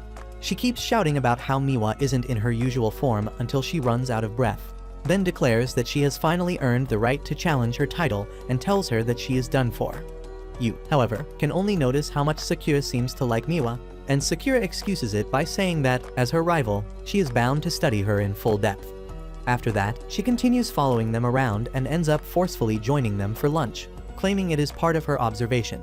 Miwa tries to stop her by saying she cannot share her lunch with her, but Sakura boasts that she has brought her own, and the moment she opens the lid of her box, everyone is overwhelmed by some black matter radiating out of it. Miwa looks horrified and asks if she is really going to eat trash, but Sakura insists that it is fried eggs, and explains that because she is busy with her scientific research, she doesn't really care what her lunch looks like. Just then, a dog barks and knocks Sakura's lunch away, making her rush to catch it, but as she stumbles, Yu quickly follows and catches her before she falls. He helps her up and asks if she is alright, which makes Sakura blush while Miwa's mouth hangs open before she bursts out in anger. Feeling the pressure, Sakura suddenly slaps Yu and accuses him of being perverted, declaring that if she gets in trouble over this, she will put all the responsibility on him. Yu then hands her the rice ball he had also managed to catch, and while Sakura thanks him at first, she immediately gets mad again, arguing that she cannot possibly eat it. By this time, Miwa notices something strange, pointing out how Yu and Sakura actually look quite alike. Miwa asks how long Sakura plans on staying clung to Yu, and Sakura snaps back, saying it shouldn't concern her and that she should instead focus on her own match strategy. Miwa retorts that she doesn't need her telling her what to do, while Yu laughs, commenting how Miwa always seemed so lonely at school, but here she looked really cool. As the two girls continue to quarrel, Yu can't help but see their bond as a cute kind of friendship. Miwa, annoyed, stops pinching Sakura's cheeks and insists to Yu that they aren't friends at all, while Sakura immediately agrees and says they are rivals instead. The quarrel starts up again, and Yu just watches both of them with a smile. Sakura had become a professional shogi athlete right after entering her first year of high school, yet she remained a buried existence among the prodigies. She kept up with her extensive research, which showed real progress, and she was the type to give it her all with an iron will to fight her way to the title match. Miwa, on the other hand, became the youngest to hold a title and had never once lost to Sakura.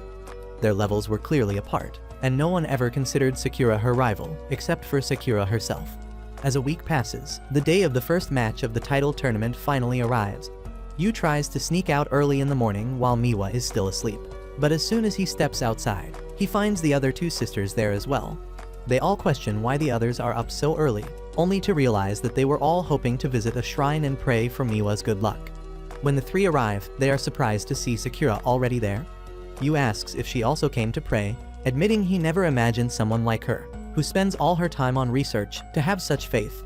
Sakura argues that, as much as she hates to admit it, she is actually inferior to Miwa, so she is willing to rely on any chance she has to win the match. She then asks Yu who he is, and Yu explains his situation, telling her that he is working as their supporter.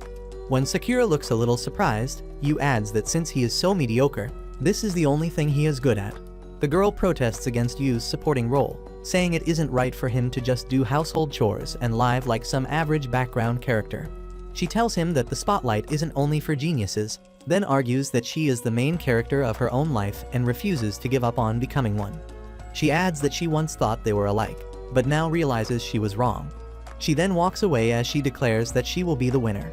Yet, right as she tries to leave with such seriousness, she trips a few steps ahead, proving just how hopeless she can be. Just like you, this is only confirmed when Yu rushes to help her, but stumbles over the same spot and lands right on top of her. The two sisters shout in shock at the sight, while Sakura quickly pushes Yu off, yelling at him to get away. Yu tells her that this only proves how similar they truly are, which makes the girl turn red as a tomato. Unable to bear with Sakura any longer, the sisters unleash their fiery aura as they pray that Miwa absolutely crushes her in the match. Sakura then scrambles up and runs off, saying she has no time to waste since she still has a final push left. As the story skips ahead, the match between the reigning champion and Sakura has already started, and both of them look dead serious while Yu is glued to the stream on his cell phone. The two other sisters casually tell him that there's no need to be so tense since the tournament is best of 5, meaning today's match doesn't decide anything. Yu shakes his head and explains that the format has changed due to some strange scheduling issue, turning it into a short-term competition where the first game now carries real weight. Even after hearing this, the two sisters stay calm and remind him that Miwa has never once lost to Sakura. After some time, all three of them are now sitting together, nervously watching the screen. Yu pulls the sisters closer, urging them to keep watching with him, but the two slip away again, insisting their sister won't lose anyway. But then, to everyone's surprise, Miwa ends up conceding the first match. Yu starts to panic, but the sisters try to settle him down, which makes Yu think they're tough enough to have already prepared themselves for the possibility of defeat. That illusion doesn't last long, because when they return to their rooms, their reactions tell a completely different story. Yu begins preparing dinner and customizes the whole meal with a cat theme, saying it's meant to cheer Miwa up. When she returns, Yu greets her warmly, and the two sisters also try to comfort her, but Miwa insists she isn't in the mood for dinner. When Yu asks if she isn't hungry, she explains that she needs to focus on research for her next match and shuts herself in her room for the night. After hours of studying, she feels like she could use some sugar but finds nothing, only to discover her sisters have quietly left sweets outside her door. Just as she reaches for them, she gets startled by the sound of Yu's nose bubble popping as he dozes by the door. She tells him to go to his room, but Yu replies that he has been waiting for her because the snack he made still needed a final touch. He brings her to the kitchen and presents a late-night treat, which is a round black ball made from her favorite chocolate. He then finishes it off by pouring hot chocolate over it. As the shell melts, a bunch of tiny cat shapes appear inside, making Miwa's eyes light up. She blushes and says she'll gladly eat it without caring about calories in the slightest. As the story moves forward, another week passes and Miwa ends up losing her second match against Sakura. Yu rushes to check on her, refusing to believe that Miwa has lost twice in a row to someone she had never once lost to even during practice mocks. He recalls hearing from the Mikadono sisters that the title matches are decided in a best 3 out of 5 format, which means Miwa still has a chance. Yu hurries into the hall where Miwa had been playing and calls out her name, but finds Sakura instead, who coldly informs him that Miwa has left. Sakura then mocks Miwa, calling her a washed-up loser and blaming her defeat on relying too much on her natural brain power instead of putting in proper research and preparation. She carries herself proudly, but her trash talk only stirs Yu's anger, and though it seems for a moment he might lash out, he instead surprises her by bowing and thanking her. He explains that from her own words, if Miwa trains hard and builds a proper game plan, she can still make a comeback, and deep down, he feels that Sakura's harsh remarks are really her way of telling him to go and comfort Miwa.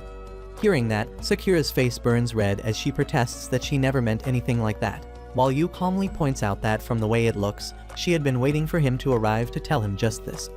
Before leaving, he even praises her impressive opening move during the game and reminds her that this is far from the end for Miwa. When Yu returns home, he finds the two Mikadono sisters looking disgusted and quickly asks if something has happened. They explain that Miwa did come back, but not long after, she suddenly ran out of the house. Yu grows worried, pointing out that she was already devastated from her loss. Yet the sisters argue that Miwa is much stronger than she looks, and they are sure she wouldn't let herself sink into despair so easily. They tried to cheer her up by reminding her that all she needs to do is win 3 matches, and that failure isn't the end of the world. But Miwa only gave them a frightening glare and told them she isn't like them at all. Kazuki admits that their attempt at giving advice only seemed to irritate her more, and now they feel even more concerned about what state she might be in. Without wasting another second, Yu bolts out the door to search for Miwa across the city, and asks the Mikadono sisters to stay behind in case she returns home. Soon rain begins pouring down, but Yu doesn't care in the slightest as he runs through the streets with his mind fixed on figuring out what could have made Miwa so upset. Following his instincts, he heads straight for a cat-themed cafe, and there, he finally finds Miwa sitting quietly and playing with a cat. Yu walks in and warmly tells Miwa just how relieved he is to see her safe and sound. Miwa, however, shoots back by asking what exactly he thought she would be doing, and Yu can only picture her sitting alone under some bridge, catching a cold in the rain. A waitress steps in and hands him a towel to dry off, after which he takes a seat across from her and asks if she comes to this cafe often. Miwa explains that it's only on rare occasions, since their lives are far too hectic to care for pets, plus Kazuki is a little allergic to them. She reasons that with their sloppy housekeeping skills, taking in a kitten would only count as cruelty, so she simply avoids it. Trying to encourage her, Yu points out that she has only lost 2 matches, and now that her spirit is back, she should easily be able to take down Sakura next time. Instead of being fired up, Miwa presses her face into a cat's fur like a total weirdo, deeply inhaling its scent, before quietly replying that professional shogi players dedicate their entire lives to the game, spending every waking moment studying and researching because, for them, shogi is a passion for which they live. Yu tells her that he believes in her, but Miwa begins to cry inside as she admits that her relationship with shogi has never been what others might imagine. Since when she was just a child, her father told her she was born with a natural talent that no one could ever earn through practice alone, and he gave her 3 options from board games. And she ended up choosing shogi, where she shattered records as the youngest champion and made her father proud. Yet in truth, all she ever wanted was to catch up to her sisters. That was the reason she picked up the board in the first place. She remembers asking her sisters one day why they worked so hard, only to hear Kazuki reply that she loved shining brightly when standing on stage. Although her sisters always spoke about their passion with conviction, Miwa could never find satisfaction in those words. Deep down, she saw them chasing their dreams while she herself was only using shogi as a tool to achieve recognition. That thought alone made her feel like nothing but a failure compared to them. This makes you realize what she meant when she snapped at her sisters earlier and told them that she is nothing like them. She continues that shogi is brutally competitive to the point of being frightening, where you can almost sense the obsession of the opponent sitting across from you. As she speaks, the weight of her shallow commitment crushes her. She admits through sobs that she always knew the day would come when she would start losing matches. Finally, she breaks down into heavy tears, and her voice starts trembling, while Yu gently pats her head and thanks her sincerely for trusting him enough to let him see this side of her. Miwa keeps crying and says she doesn't want to go home, and Yu replies that he isn't planning to let her head back this early either. His words make her blush, and he holds her hand and takes her outside. All she notices around them are hotels for couples, which makes her nervous as her mind races with what kind of twisted ideas Yu might have come up with. To her surprise, he simply leads her to the Hinokumiya superstore, bluffing that it is the largest one in the area. Miwa asks if he just wanted to do some shopping before heading home, but Yu explains that Kazuki and Nico thought Miwa had left the house because of them, so he figured it would be nice to bring them some gifts. Miwa actually likes the idea, and when Yu asks if she knows their favorite treats, she thinks for a moment. She says Kazuki might enjoy something bittersweet, and since she drinks coffee so often, coffee jelly could be perfect. As for Nico, Miwa recalls how her sister has been obsessed with buying cute things lately, so she hopes that a small, adorable cupcake might cheer her up. Yu agrees and suggests they bake them with a natural sweetener, using no calories or sugar, and together they buy everything they need. Later, the two head straight to the school, and while Yu can't believe how they managed to get in so late at night, Miwa asks what they are even doing there. Yu explains that he wants to cook first so the surprise at home doesn't get spoiled, and he quickly sets himself up in the school's kitchen. Miwa watches and asks how he's so good at cooking, joking that he's actually a failure with some hidden talent. Yu shrugs her off, saying he's just really bad at most other things, which makes his mediocre cooking skills seem better than they are. He recalls how, as a kid, he found everything difficult and could never measure up to his mother, who was so skilled that he ended up avoiding her altogether. One day, he tried making breakfast for himself, and when his mother took a bite, she praised him for cooking such a delicious meal. That single compliment made him so happy that he wanted to see her smile again, which is why he kept practicing. But no matter how hard he tried, his dishes always turned out tasting bad, even if they looked appetizing, and eventually, with his mother always too busy to care, he gave up. Things only changed when she was hospitalized, and while visiting her one day, Yu asked if she needed anything from the store. At first, she turned her face away, but as he started walking off, she quietly told him that what she really wanted was to eat something he made. Yu went straight to her doctor and asked about her allergies and the foods he should avoid. Then studied every cooking book he could get his hands on, enduring countless failures until he finally baked something his mother genuinely loved and even asked him to make more of. From then on, Yu continued preparing meals throughout her stay in the hospital. And over time, as he thought about how his cooking had made his mother smile and how it could bring happiness to others, his skills gradually improved. He told Miwa that she probably felt something similar when buying things for her sisters, imagining their reactions when they received them. Miwa instantly denied it in embarrassment, but Yu brushed it off and asked her to help with the finishing touches.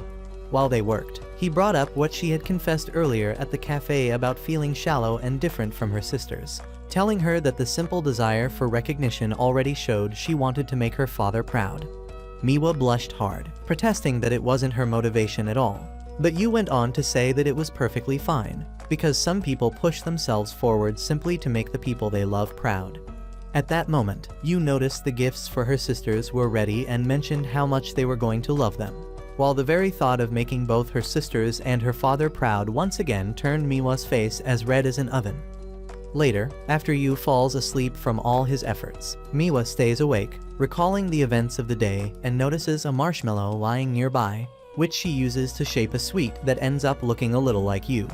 She thanks the marshmallow as if it were him, and even smushes it gently on what looks like its forehead. When they return home, the two Mikadono sisters scold Yu for coming back so late. But Miwa steps forward to defend him, admitting that it was her fault and presenting the gifts they had made, explaining that Yu had helped her prepare them. She even apologizes for being so harsh with them earlier. When the sisters ask if she really cooked them herself, Yu quickly steps in and says it's true, adding that he only gave her a hand. The sisters begin tasting, and while Kazuki finds hers delicious, Nico can't help but compare and argue that hers looks fancier, only for Kazuki to brush her off by saying that too much decoration isn't ideal. Nico refuses to back down, insisting hers took more effort, until Yu cuts in coldly, asking if they could stop turning a peace offering into another argument. Miwa then turns to Yu, apologizing for putting him through so much trouble, and shyly presents him with the one she made just for him. Yu gladly accepts the cute gift, while the other sisters watch curiously, pointing out how much it actually resembles him, except for the fact that the hairline looks like it's receding. Realizing what she accidentally did, Miwa blushes furiously. The next day, it's finally the time for the third match, and this time, Miwa holds her head high as she appears to be determined to face her opponent with the best of her abilities. Miwa suddenly hears Yu's voice from behind and turns to see him standing there with her sisters. They have come to cheer her up, and Yu tells her that they will be watching the live stream, rooting for her, asking her to give it her best. Kazuki encourages her to defend her title, but Miwa calmly says that she doesn't really care about that anymore. Her sisters shift uneasily, and Yu grows worried, asking if she plans to continue playing at all. Miwa only smiles and says she is not going to tell them before she walks off. On her way, she recalls Yu's words about how he got better by making others smile through his cooking. She also remembers her sisters and her father recognizing her talent. As she arrives near the game hall, she thinks that if she wins today, it will also be a win for Yu. Looking at their family photo with Yu in it, she promises to make them all happy. Inside, the game hall is heavy with tension as the champion is one loss away from losing her title, and Sakura looks ready to finally claim her goal. When Miwa slides the door open and takes her seat, her aura feels completely different from the last two matches. Sakura notices that Miwa has returned to her old self, the prodigy genius she once was, and the aura she gives off now feels exactly like the first time they met. This thought pulls Sakura into the depths of her childhood memories. She remembers how she used to be terrible at everything, and even ended up breaking her friend's doll, which led to everyone avoiding her until eventually all her friends went away. Now, with her left alone and sad in her room, her father decided to take her to visit her grandparents. When they arrived, the old couple found Sakura busy coloring giraffes and praised her. But the little girl nearly gave her grandfather a heart attack by insisting that what she was coloring were actually cats. For some reason, the old man rushed to grab a shogi board and asked her to play since nobody else would. Sakura gave it a try, but instead of moving the pawns forward in a straight line like they should, she pushed them sideways. Her grandfather explained that every piece was designed to move in its own way. However, she thought the whole thing was dumb and the rules sounded weird, yet one thing her grandfather said stuck with her. He explained that pawns move one step at a time, but eventually can be promoted into a powerful general. much like a pawn becoming a queen in chess. He got overly excited teaching her this, while his wife had to step in and remind him that Sakura was only 3 years old. Even so, those words touched Sakura's heart, and she finally decided to take it seriously and asked her grandfather to teach her properly how to play. Seasons pass by, and while the other kids spend their time playing in parks, Sakura keeps sitting with her grandpa, learning shogi. She eventually surpasses the old man's skills, and he has no choice but to resign to her. After training with him for years, she finally gets a chance to enter a children's shogi tournament. Step by step, she moves forward like the weakest pawn trying to reach her goal. For a clumsy girl who always broke things, this game became the one bright spot in her life. However, at the 49th Junior National Shogi Championship, she faces the prodigy Miwa, who casually licks her tongue before crushing Sakura completely without even using a fraction of her time. That defeat leaves Sakura miserable, wondering why she was so far behind someone her own age. It makes her question whether any amount of effort would ever be enough as she keeps chasing after the prodigy. By the time she reaches middle school, her classmates laugh at her poor grades and mock her, saying that with such a dull mind, she could never get far in shogi. Just then, Miwa appears and turns the tables on them, mocking the girls who were teasing Sakura and pointing out that only one of them has managed even a single win out of 5 games in shogi. Her sharp words send the girls running, and then Miwa turns to Sakura, scolding her that she has to learn to stand up for herself. But when Miwa looks closely at her, she finds Sakura bursting into tears. Miwa quickly apologizes, but Sakura isn't sad for the reason she thinks. What hurt the most was that she felt like a loser, and Miwa stepping in for her only looked like pity. Miwa tries to cheer her up, and her talk about pawns makes Sakura recall the exact words her grandpa once told her about moving one step at a time. Miwa keeps encouraging her, praising how she uses her pawns like a pro, and at last, Sakura lights up, thinking of herself as that weakest pawn. She stands tall and challenges Miwa, declaring that even a pawn can take the spotlight and boldly calls her a rival. Miwa just stares, finding her a weirdo, since she doesn't understand a thing she's saying. The story then shifts back to the present, where it's finally time for the third match. Sakura has chased after Miwa all this time, even though the prodigy never once looked back at her.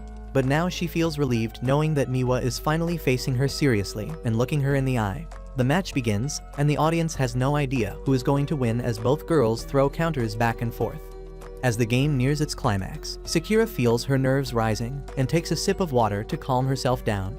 Her grandfather's words about pawns echo in her mind, and she locks eyes with Miwa, ready to fight until the very end. But when Miwa licks her lips, Sakura knows it's over. In the end, Miwa wins the match. Yet instead of breaking down, Sakura resigns with a smile on her face. After that, Miwa took the 4th match as well, and now it all comes down to the final, the 5th and deciding game. Her sisters are glued to the news, watching anxiously. Nico sighs, wishing they could see the last match live in person. Yu, on the other hand, is full of spirit, showing up in a cheerleader costume. But he gets scolded by the Mikadono sisters for even thinking about wearing something like that to the venue. Meanwhile, the ultimate showdown begins, with the so-called pawn aiming to steal the spotlight against the prodigy of all time. On the other side, Nico is more fired up than ever, pouring her energy into practice because she refuses to be left behind by her sister's success. Even Yu and Kazuki are busy giving their best in their own things. As the story moves on, Miwa is seen coming down the stairs, as she appears to have won, while the press swarms her with endless questions. But instead of stopping for the cameras, she spots Yu in the crowd and dashes toward him, ignoring every reporter trying to shove a mic in her face. When she reaches him, she finds the boy in tears. She gently tells him to take deep breaths, and Yu starts doing it in the most ridiculous way possible. She had done all of this just so Yu wouldn't cry, and when he finally cheers up, he congratulates her for defending her title. Miwa thinks back to her time with Yu and realizes that this cheerful face of his was all she ever wanted to see. She hugs the boy, but just as her sisters are making their way over, she suddenly smooches Yu's forehead. Right after, she freezes, startled at why she even did that in the first place. While she is packing her things, Miwa's English uncle and aunt arrive from her exchange program days, and everyone, including Yu, is impressed at how fluent she is in English. Quickly, Miwa comes up with an excuse and calls it just an overseas tradition, saying that kissing on the forehead is simply a way to say thanks. She asks if it startled them, and while her sisters clearly see through the act, Yu literally appears to be convinced. After the English couple leaves, Miwa's sisters shower her with praise, telling her how proud they are of her. Miwa gets emotional and hugs them tightly, smooshing them too. Yu captures the moment on camera, while Sakura watches quietly from afar. She glances at Yu, wondering what a mediocre boy like him is even doing there, but then smiles, hoping that one day a weak pawn like her will finally step into the spotlight. The next morning, Nico is busy breaking tiles like always, while Miwa plays her shogi matches against the AI and even talks to it. Yu prepares a vegetable-powered juice for Kazuki, but after one sip, she calls him a failure, finding it disgusting. She almost hands it back to him to drink, but stops, worried it might count as an indirect kiss, and ends up chugging it herself. When Nico comes back from practice, Yu hands her a towel to wipe off her sweat. They share a brief moment as he tells her the scent on the towel is her favorite one and calls it kawaii, meaning cute. After that, Yu brings sugary snacks for Miwa to boost her glucose and even offers her a spoon. When Miwa complains that she can't use a spoon while playing, he sits down and feeds her himself. Yu remembers the message his mother left him, wishing for him to have a happy family. As the sisters get ready to leave the house as usual, Yu stands at the door. Even though he is late, they wait for him, and together they say that they'll meet again later, just like he used to. Yu quietly wonders if this is the happy family his mother wished for him, as he is certain that one day he'll find the answer. That night, while returning from grocery shopping, Yu brings Sakura along. The Mikadono sisters don't seem too pleased. Sakura argues that she wants to uncover the secret behind her rival Miwa's skills and declares that she plans on staying the night. But that's where this video ends. Remember to like and subscribe to the channel. Thanks for watching, and I'll see you next time.